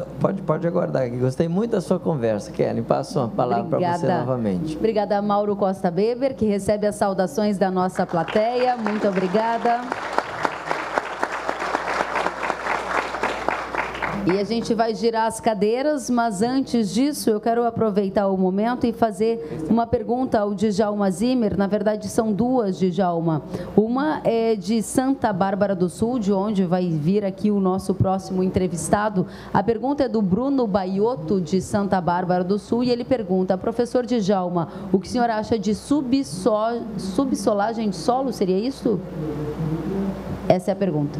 Então, Bruno, eu não vou dar a receita de bolo aqui, porque exatamente eu parto do princípio de que o laboratório é lá o campo. A gente teria que dar uma olhada nessa questão. O que eu posso te dizer é o seguinte, que isso tem dado resultados bastante interessantes, mas que em alguns solos, se você não entrar com essa solução, juntamente com plantas que vão estruturar o solo depois e manter esse trabalho feito mecanicamente, você vai perder muito e vai ter que repetir ele ali na frente. Por isso que questões como textura do solo é muito importante considerar. Então, tenho certeza que buscando uma consultoria mais próxima, assim, que consiga ir lá no campo olhar, você vai buscar a saída. Legal. Eu agradeço ao Mauro, que pode voltar à plateia. Enquanto o Mauro volta à plateia, eu faço outra pergunta para o Djalma Zimmer. Djalma, a pergunta é do Rodrigo Yurgel, de Dom Pedrito, Rio Grande do Sul. Ele é estudante de agronomia. Muito obrigada, viu, Rodrigo, pela presença, assim como o Bruno, Bianca e todos que já participaram. O que o consultor do Canal Rural, Djalma, acha do plantio com espaçamento de 30 centímetros? Rodrigo, depende da variedade que você estiver usando, né? Então, assim, isso é importante. Olha os botões mágicos que a gente costuma se colocar. Se fala muito em plantio de 30 centímetros, 45, 50 até 60, se fala em plantio cruzado, plantio em cova, linha dupla, mas a gente esquece de associar isso com o tipo da variedade que se está usando. Então, para qualquer plantio, eu sempre tenho uma variedade que vai se dar bem naquela situação e uma variedade que vai se dar muito mal. Então, normalmente, os plantios com espaçamentos entre linha mais reduzidos são para aquelas variedades de haste única. E os plantios mais espaçados, mais abertos, se usa variedades que têm essa capacidade de engalhamento. Obviamente que isso ainda depende da fertilidade do solo, do perfil físico do solo, enfim, mas a lógica é essa. Muito obrigada, Djalma Zimmer. Você está acompanhando de casa, já viu que a gente trocou as cadeiras aqui, né? Ou melhor, os nossos convidados trocaram, a gente já tem outro convidado aqui no palco, vamos recebê-lo com uma salva de palmas, o Thales Pezzini. Ele é sócio proprietário na Agropecuária Corticeira e ele é o nosso convidado, que agora vai conversar com o Djalma Zimmer. Seja bem-vindo, Thales. Obrigado, muito obrigado. Bom dia a todos, os convidados que estão aqui, os ouvintes, os espectadores do Canal Rural. Eu agradeço muito a oportunidade, ao convite da 300 para estar aqui conversando com vocês, passar um pouquinho da minha experiência como produtor e também aprender muito com os colegas e todos os pesquisadores que estão aqui. Muito obrigado. Thales, nós é que agradecemos você estar aqui para compartilhar conosco as tuas experiências lá. E o Thales, então, buscou algumas alternativas que infelizmente são pouco usadas aqui no estado do Rio Grande do Sul, que é a rotação de culturas. Então, eu quero passar a palavra para o Thales exatamente para que ele nos conte um pouco assim do que levou ele a usar a soja em rotação com o milho, quais as avaliações que você fez e o que te motiva a continuar nesse sistema. Exatamente, Djalma. Como você comentou, falar em rotação de cultura ou em plantio de milho no estado do Rio Grande do Sul sempre é um tema muito polêmico e muito sensível, porque nós temos aqui uma realidade do nosso estado, os veranicos, ou os déficits hídricos que em alguns anos diminuem sensivelmente a produção da cultura do milho. Mas eu penso, não na cultura do milho em si, mas no sistema como um todo, dentro da propriedade. Nós optamos, há cerca de 20 anos atrás, dentro da propriedade, por começar um processo de rotação de cultura, inserindo a cultura do milho dentro da propriedade. Chegamos, no nosso caso, na nossa região, a um percentual da área de verão de cultivo de milho, algo em torno entre 15% e 20%.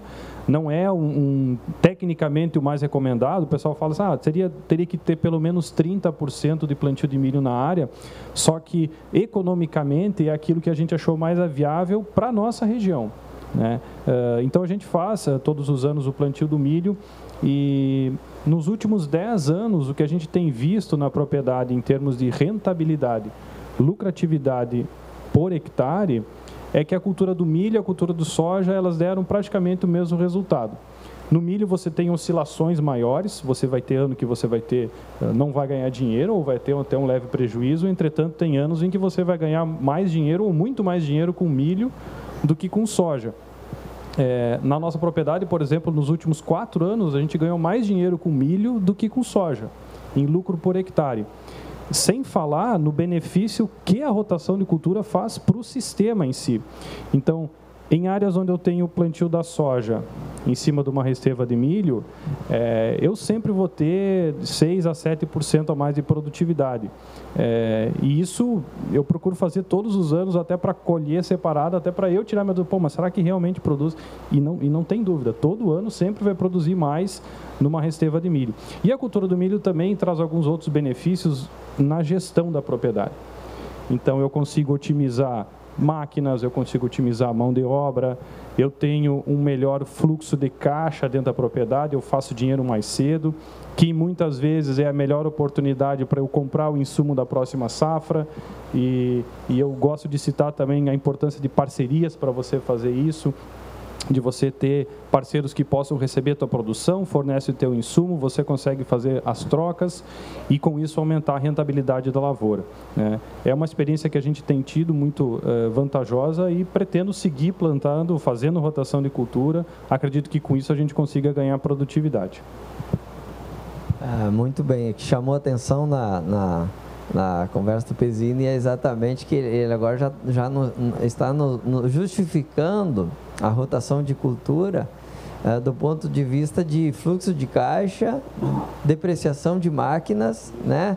E tirar aquela pressão de ter que vender a soja na safra, né? Então veja que além de todos os benefícios que eu tenho por fazer a rotação de cultura, que é exatamente botar uma gramínea lá para trabalhar o solo, construir outras galerias no solo, mudar aquela questão da biologia de solo, né? Botar outro alimento para os patógenos ter que enfrentar ali, né? Quando eu troco a soja pelo milho.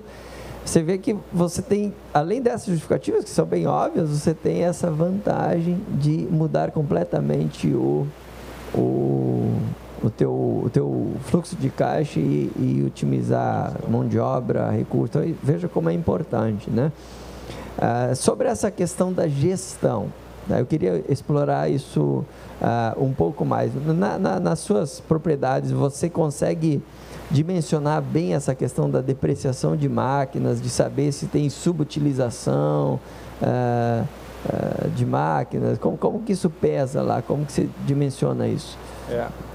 Depreciação de máquinas e de bens como um todo, galpão, casas na propriedade, primeiro ponto, precisa sempre entrar no teu custo de produção. Porque eu muitas vezes conversando com produtores e tudo mais, quanto é que te custa para produzir? Não, você botar fertilizante, semente e tudo mais tal. Mas ele esquece que aquela semeadora que ele está utilizando, aquele trator, aquela colheitadeira, daqui a 15 anos ele vai ter que trocar ela. E se ele não considerou isso como um custo e guardou esse dinheiro antecipadamente, na hora que ele tiver que comprar, ou ele vai pagar mais caro, ou ele não vai ter condição de comprar.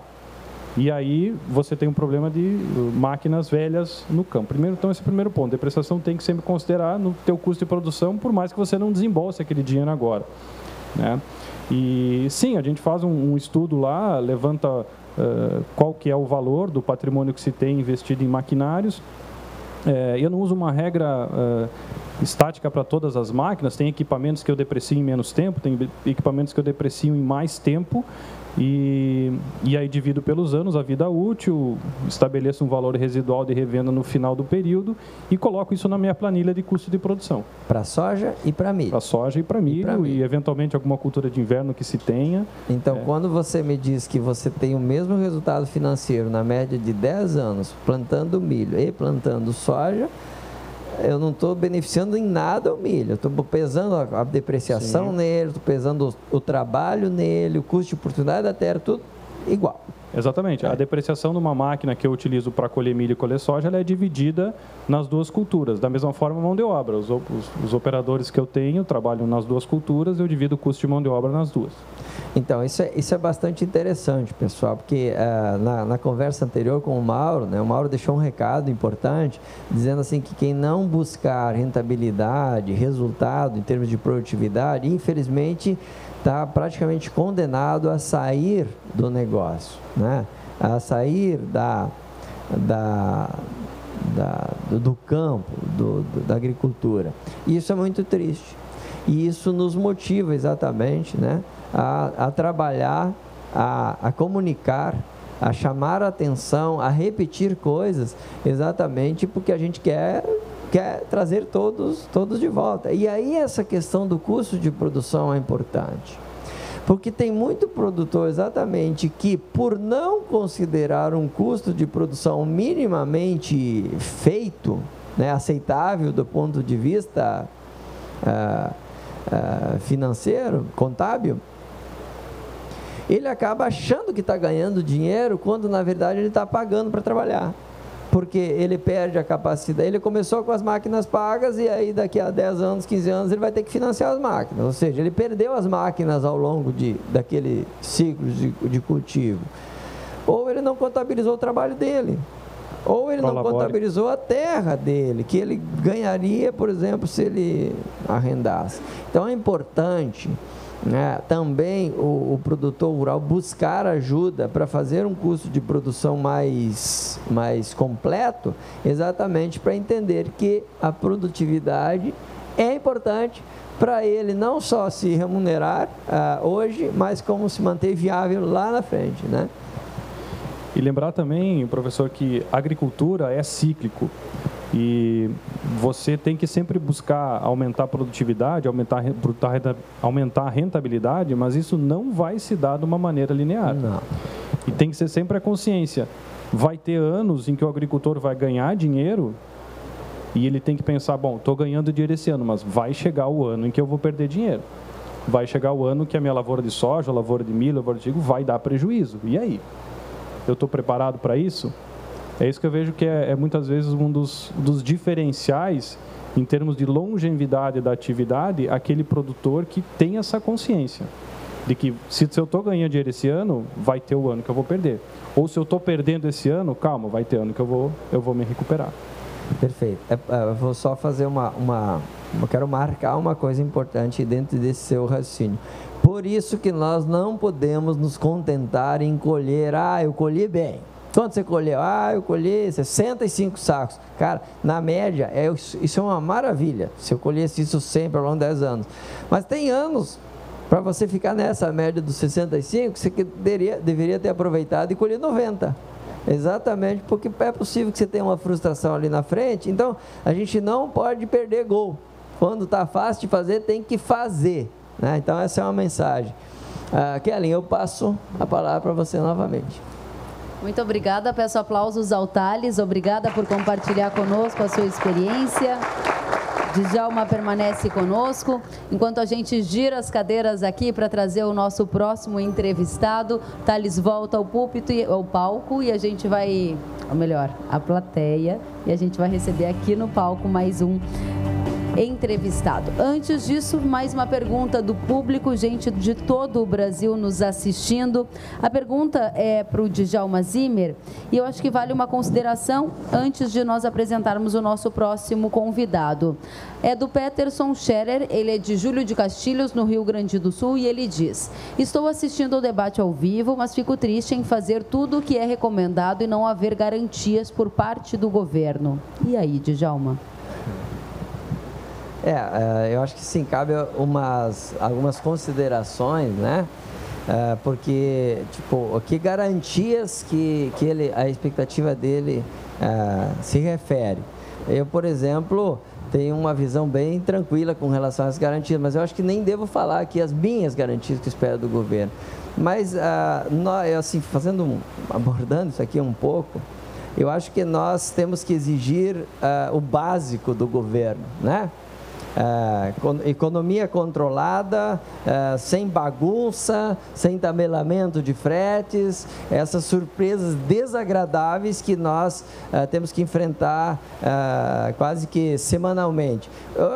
Uma vez a gente atingindo isso, automaticamente nós vamos ter juros bem baixos na agricultura.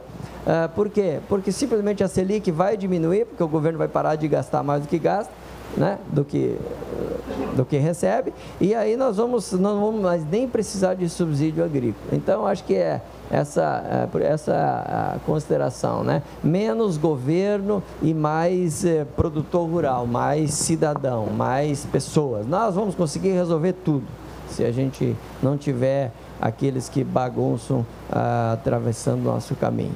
Obrigada, Djalma. Agora eu peço uma salva de palmas para Eduardo Munhoz, consultor agrícola no município de Pelotas, Rio Grande do Sul, que já está conosco. Eduardo, seja muito bem-vindo, bom dia. Muito obrigado, bom dia a todos, aos telespectadores do Canal Rural, ao público presente aqui na Arena, aos amigos do grupo Porteira Dentro, que abriram as porteiras da sua propriedade para que a gente pudesse dividir e adquirir conhecimento, para que a gente pudesse estar aqui no Canal Rural trocando ideias sobre a realidade da soja na metade sul. E gostaria também de agradecer a 3tentos pelo convite e a oportunidade de estar aqui.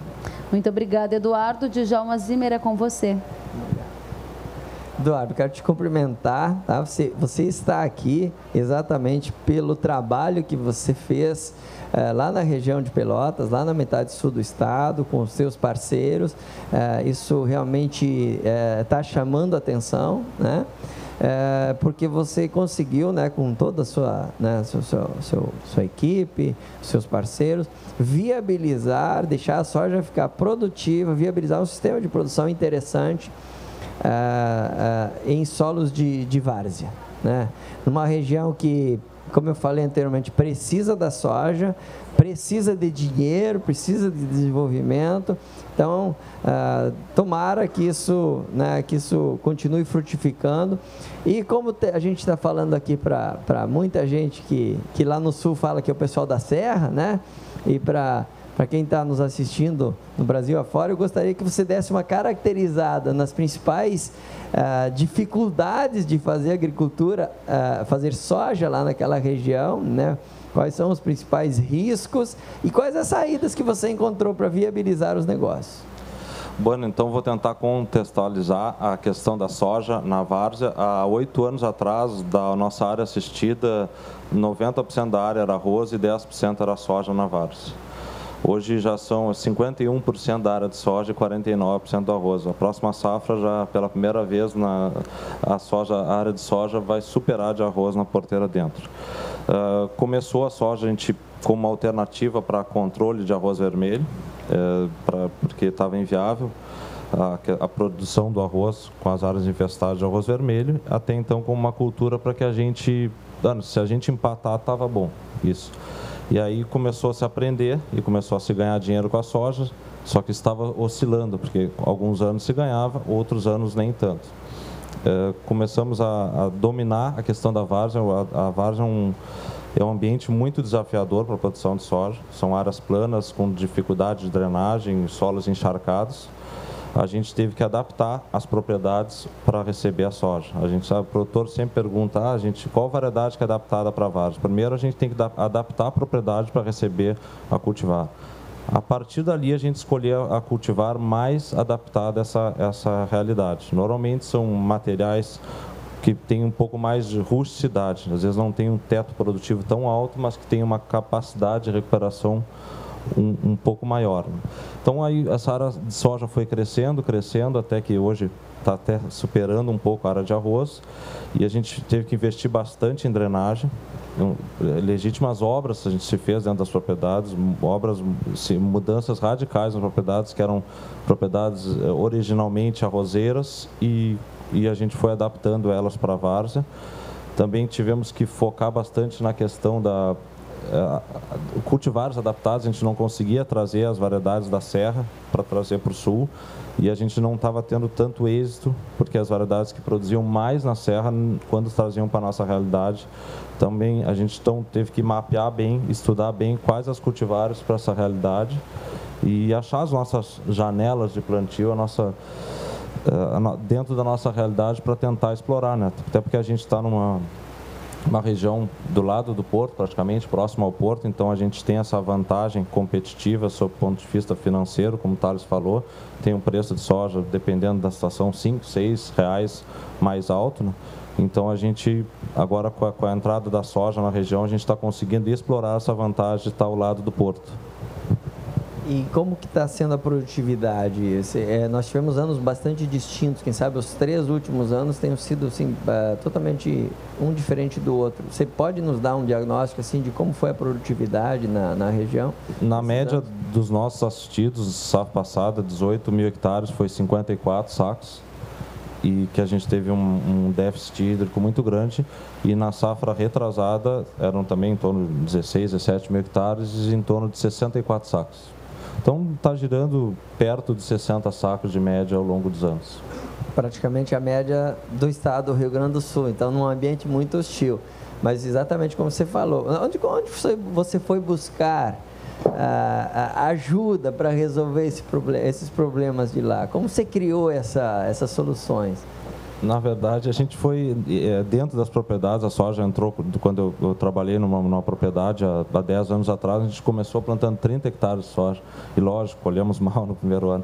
Então a ajuda, ela acabou sendo a gente plantando a várzea e errando, acabamos aprendendo com muitos erros, né? E a gente, claro, palestras, viagens técnicas, tem uma realidade de várzea um pouco similar à nossa nos Estados Unidos, mas a maior parte do conhecimento foi adquirido dentro das propriedades e muitas vezes a gente teve que errar para aprender e sai caro, né? Então hoje a gente procura, quando entra numa propriedade, que uma propriedade não cometa os erros velhos, então que a gente consiga atalhar, mas foi só que se começou com áreas pequenas, 30 hectares, 50 hectares, mesmo que houvesse um erro, também não ia gerar um dano tão grande ao produtor, né? Então, o principal é que quando tu está entrando numa atividade onde tu não sabe a adaptabilidade dela para a tua região, começar com áreas pequenas para que sirva de aprendizado. A escola é a própria lavoura, né? Então, vou rememorar uma informação que o Thales trouxe aqui. Ele consegue fazer o milho ajudar a produtividade da soja. E você consegue usar a soja para melhorar a produtividade de quem lá? Na verdade, um melhora do outro, né? O nosso sistema de produção a gente apelidou de ping-pong. Então a gente planta a soja, aí no inverno a gente trabalha com azevenho. A pecuária é muito forte na nossa região, uma atividade econômica importante, que é onde a gente tem que estar sempre com ela presente no sistema. Posterior a isso, a gente trabalha com arroz, que vai muito bem nessa integração lavoura-pecuária. E aí depois, sim, fica um inverno que a gente tem que preparar essa área novamente, então é um preparo para 2 culturas. E a gente começou medindo essa produtividade do arroz em cima da soja em torno de 12%, 13% a mais de produtividade, de 15 a 20 sacos por hectare. Aí, ao longo dos anos, a gente foi medindo e justificando para o produtor o aumento da área, isso aí. E a gente começou a medir a produtividade da soja depois, mais ou menos na linha do que o Thales falou, que dava os mesmos 6 sacos que tu falaste.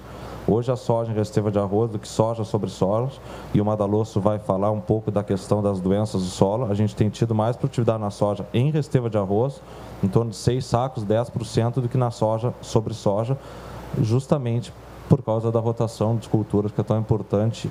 E hoje 76% da nossa área é em resteva de arroz. Então, e um pouquinho em resteva de milho, 80% da nossa área é em resteva quase de gramínea. Muito bem. Toda a área de várzea se presta para fazer o sistema ping-pong? Não. Existem algumas áreas de várzeas, eu diria. Hoje o Rio Grande do Sul planta 300 mil hectares de soja em várzea e 1.050.000 hectares de arroz. Eu creio que a gente consiga chegar até umas 500 mil hectares, falando um pouco do Rio Grande do Sul. Existem áreas que dificilmente ou vai demorar um pouco para entrar essa soja ou talvez nem entre. Aí seria uma soja de alto risco que com os custos e as margens da agricultura atual, não tem como a gente plantar esse tipo de área. Então, acaba ficando mais para a pecuária e para o arroz mesmo. Você pode caracterizar para a gente o que tem nessas áreas, então, que deixam São áreas de enchente, beiras de rio, áreas de banhado, onde tu não consegue drenar, ou áreas de banhado, áreas de enchente, onde o rio cresce e aí tu não tem como tirar água de rio, e outras áreas com a presença de sal também. A gente tem essas regiões da Lagoa dos Patos, tem áreas que tem problema de sal no solo e o sal é um limitante muito grande para a produtividade da soja. Muito bem, Munhoz.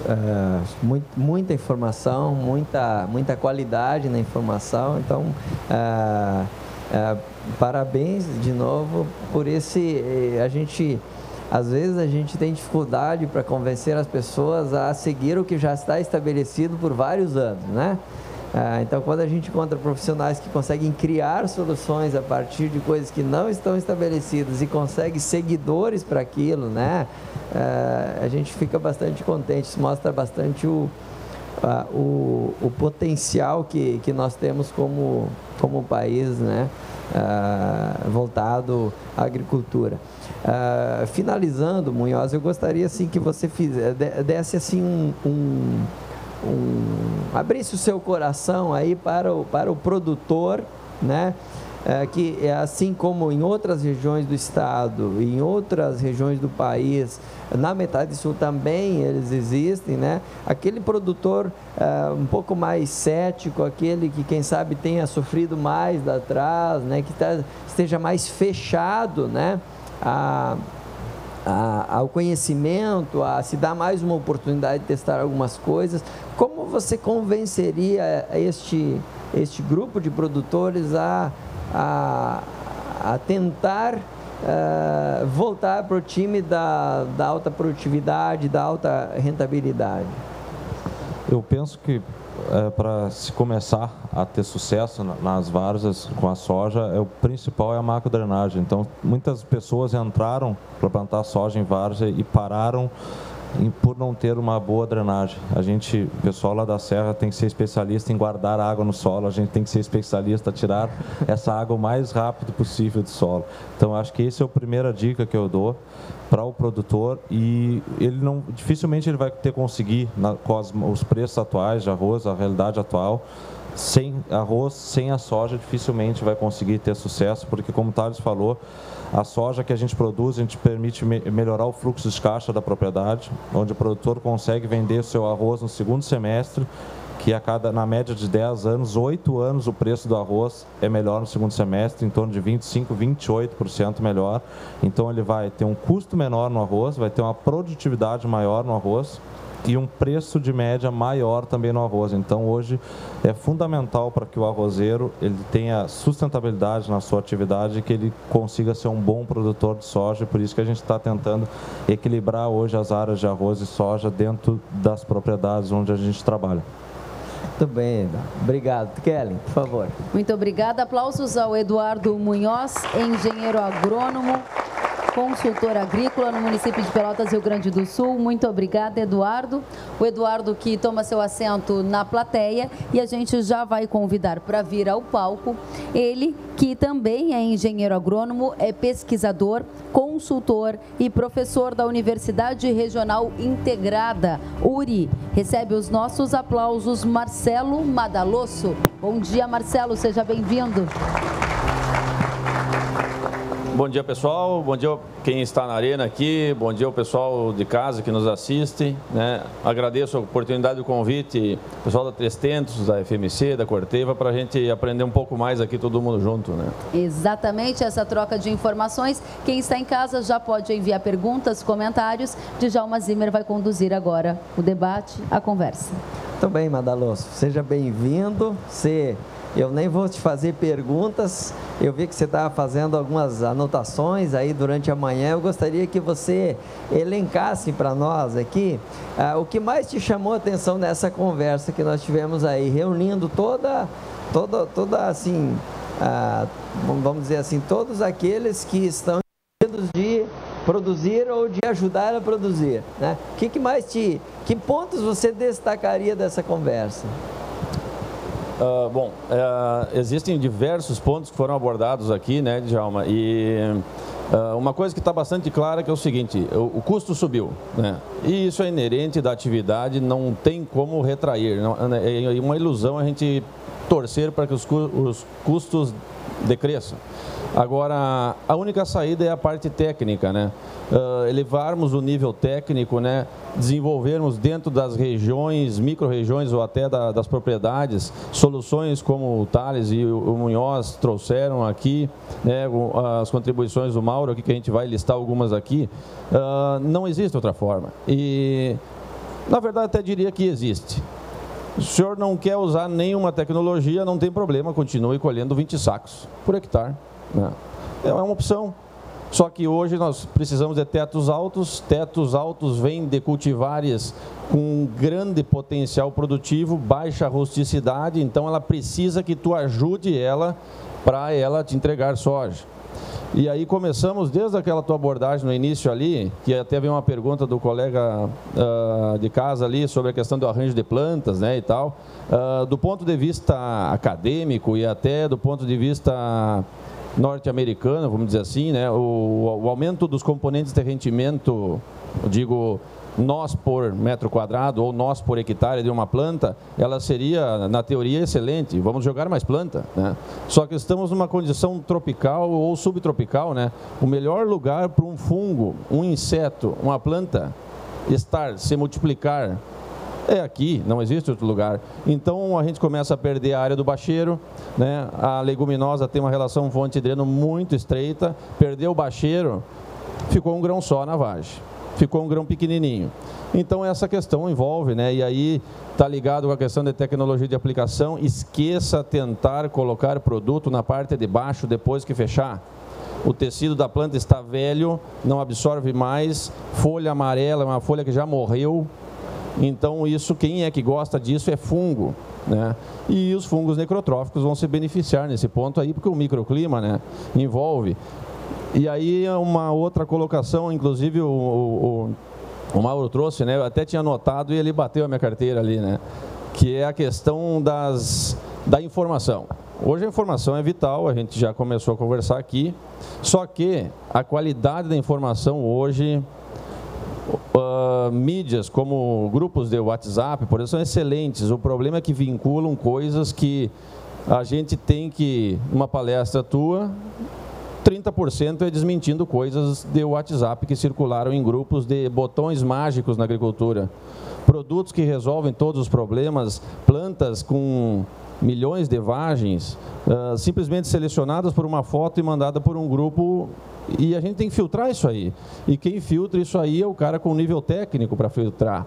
Então isso é um ponto fundamental. O outro detalhe também abordado é a questão dos mix de plantas, né? E aí a gente começa a olhar para dentro do solo, a biodiversidade, vamos dizer assim, que nós estamos dentro do solo, é como se nós estivéssemos cultivando fungos no solo, né?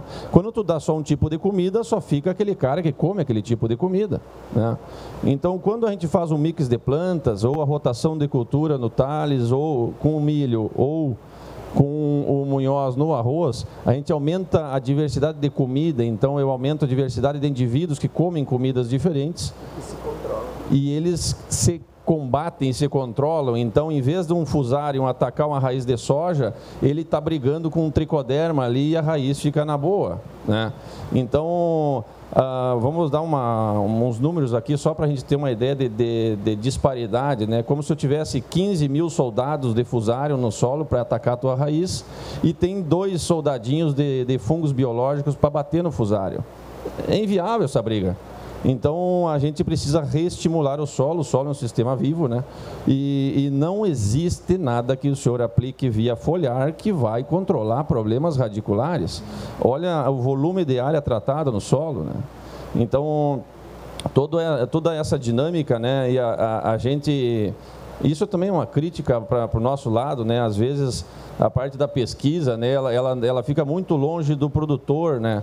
Não sabe às vezes comunicar não sabe comunicar, e aí não adianta a gente esperar que as soluções venham de botões mágicos, porque a gente precisa entender como num fórum desses aqui, a diversidade de informações e como tu aproveita de um cara lá na várzea, no sul do Rio Grande do Sul, por um cara do Planalto, as mesmas informações e saídas que elas vão ser sustentáveis para os dois pontos, né?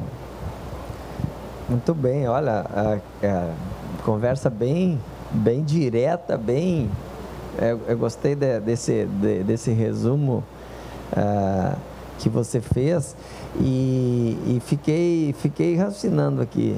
Nessa manhã nós não falamos de nenhum produto aqui, nós não falamos que tinha que nenhum dos produtores falou que tinha que botar mais adubo, que a solução foi para cá ou a solução foi para lá. Nós falamos aqui de jeito, nós falamos aqui de conhecimento, de buscar a informação, processar, filtrar e pôr ela em prática, né? Então isso é muito bacana. Mas deixa eu pegar um ponto desses que você... eu vou até ser injusto com os demais, né? Mas eu vou pegar este aqui por entender que ele é facilitador de todos os outros, tá? Você disse assim: esqueça chegar produto no bacheiro. Tá? Por que não chega produto no bacheiro? Nós temos 3 fatores que inviabilizam o teu serviço na parte de baixo depois de fechar a entrelinha. O primeiro fator, vamos pegar, é a tecnologia de aplicação, né?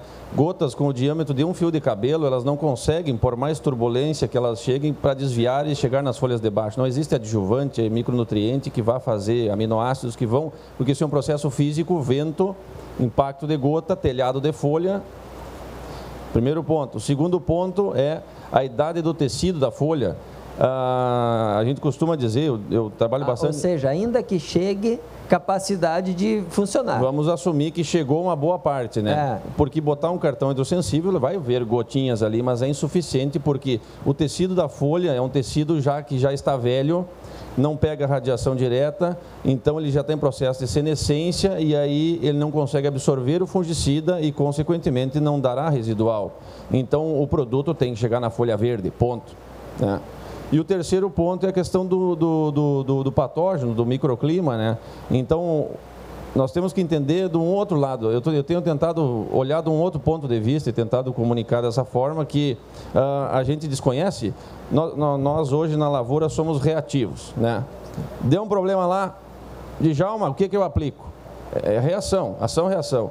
E nós estamos muito pouco estrategistas, né? É óbvio que vai dar doença na soja. Tu tem alguma dúvida, numa condição subtropical, climática excelente para um fungo atacar uma folha, sem falar em planta daninha, em insetos.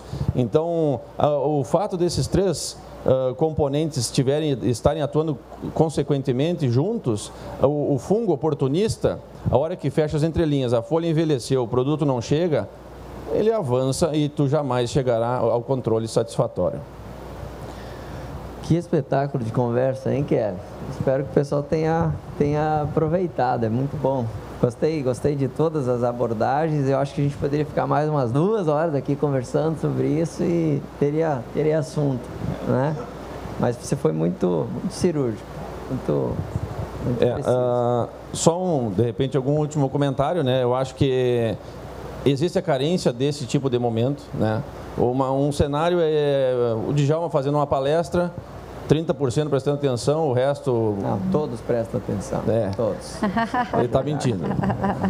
Todos. Agora, eventos desse tipo aqui, né, permitem a troca de informações e a gente sabe que a absorção da informação é variada por cada pessoa, né? Então, isso é diferente e nós temos que tentar mudar a comunicação para atingir mais pessoas, né?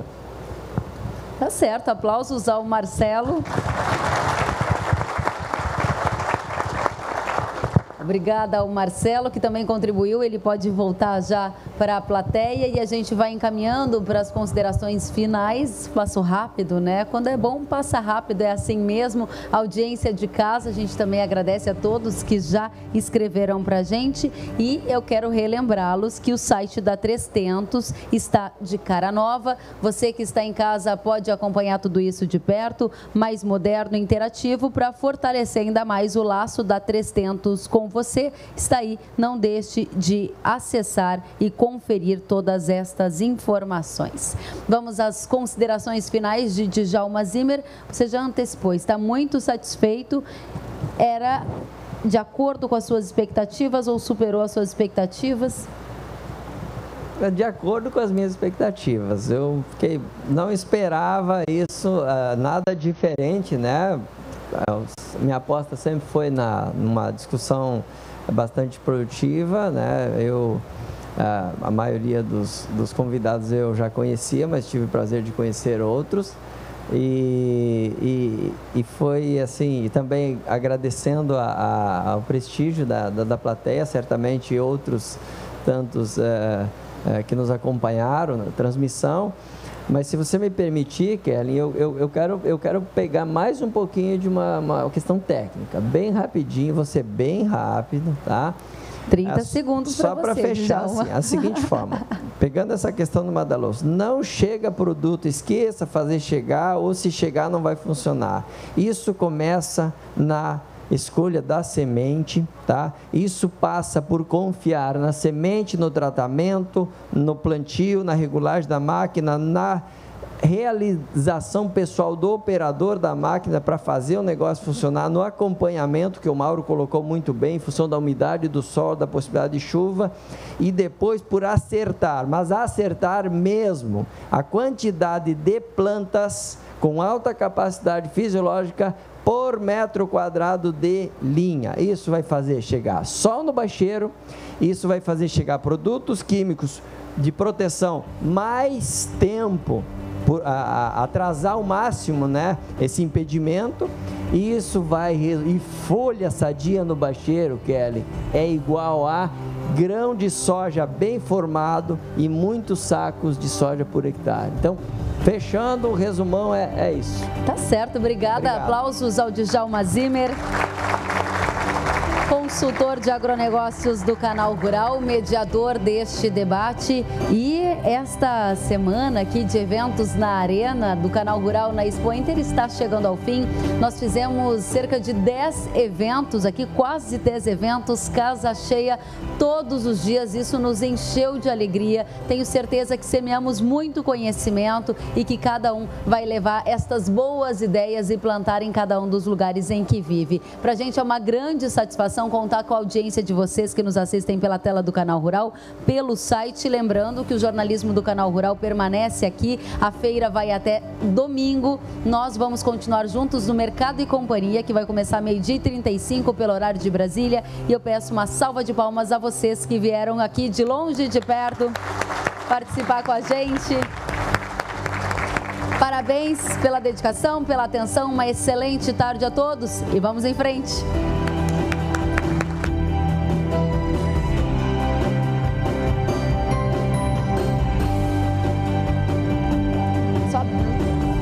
Recadinho então para a 3tentos, agradece a presença dos clientes, parceiros, amigos e convidados neste evento. Eu falo em nome da 3tentos e relembro que a empresa está convidando todos vocês para irem no espaço da empresa Puro Trato. Expo Inter 2018. Realização 3tentos, a sua parceira de sonhos 365 dias do ano. Corteva, comprometidos em cultivar o progresso. FMC, semeando e cultivando a vida juntos. E Canal Rural. O rei pode reinar na terra e no mar. O marinheiro atravessa o vasto oceano. O comerciante compra e vende. O professor ensina e aprende. Do rei ao mendigo, quem quer que seja, é o agricultor quem põe a comida na mesa. Deus abençoe o homem que produz frutas carne e pão, que o seu coração seja leve, que o seu bolso seja pesado, que dê tudo certo com a soja e tudo certo com o gado. Deus abençoe as sementes que sua mão cultivar, para que em tempos de guerra e de paz, o agricultor possa nos alimentar.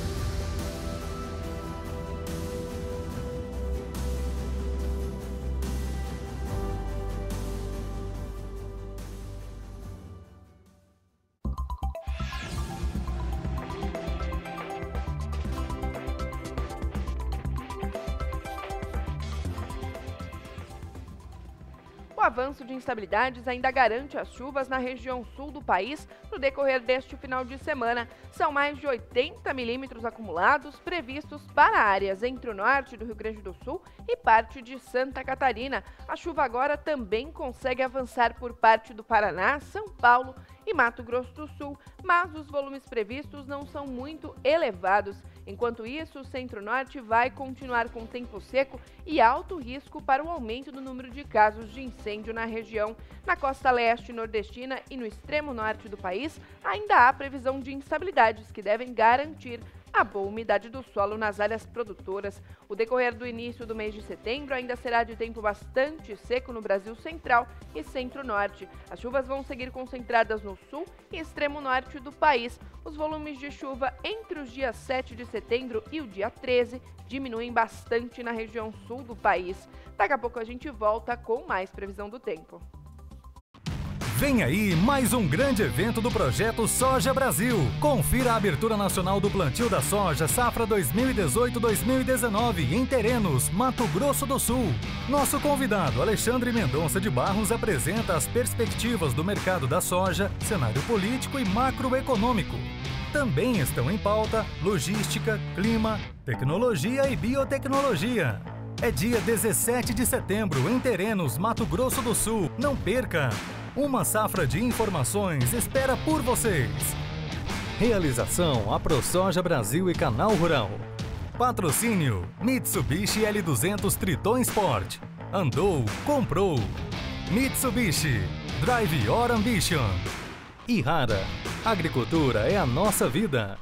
Apoio institucional, Conselho de Informações sobre Biotecnologia. Consultoria, Somar e Safras e Mercado. Coordenação técnica, Embrapa. Realização, AproSoja MS.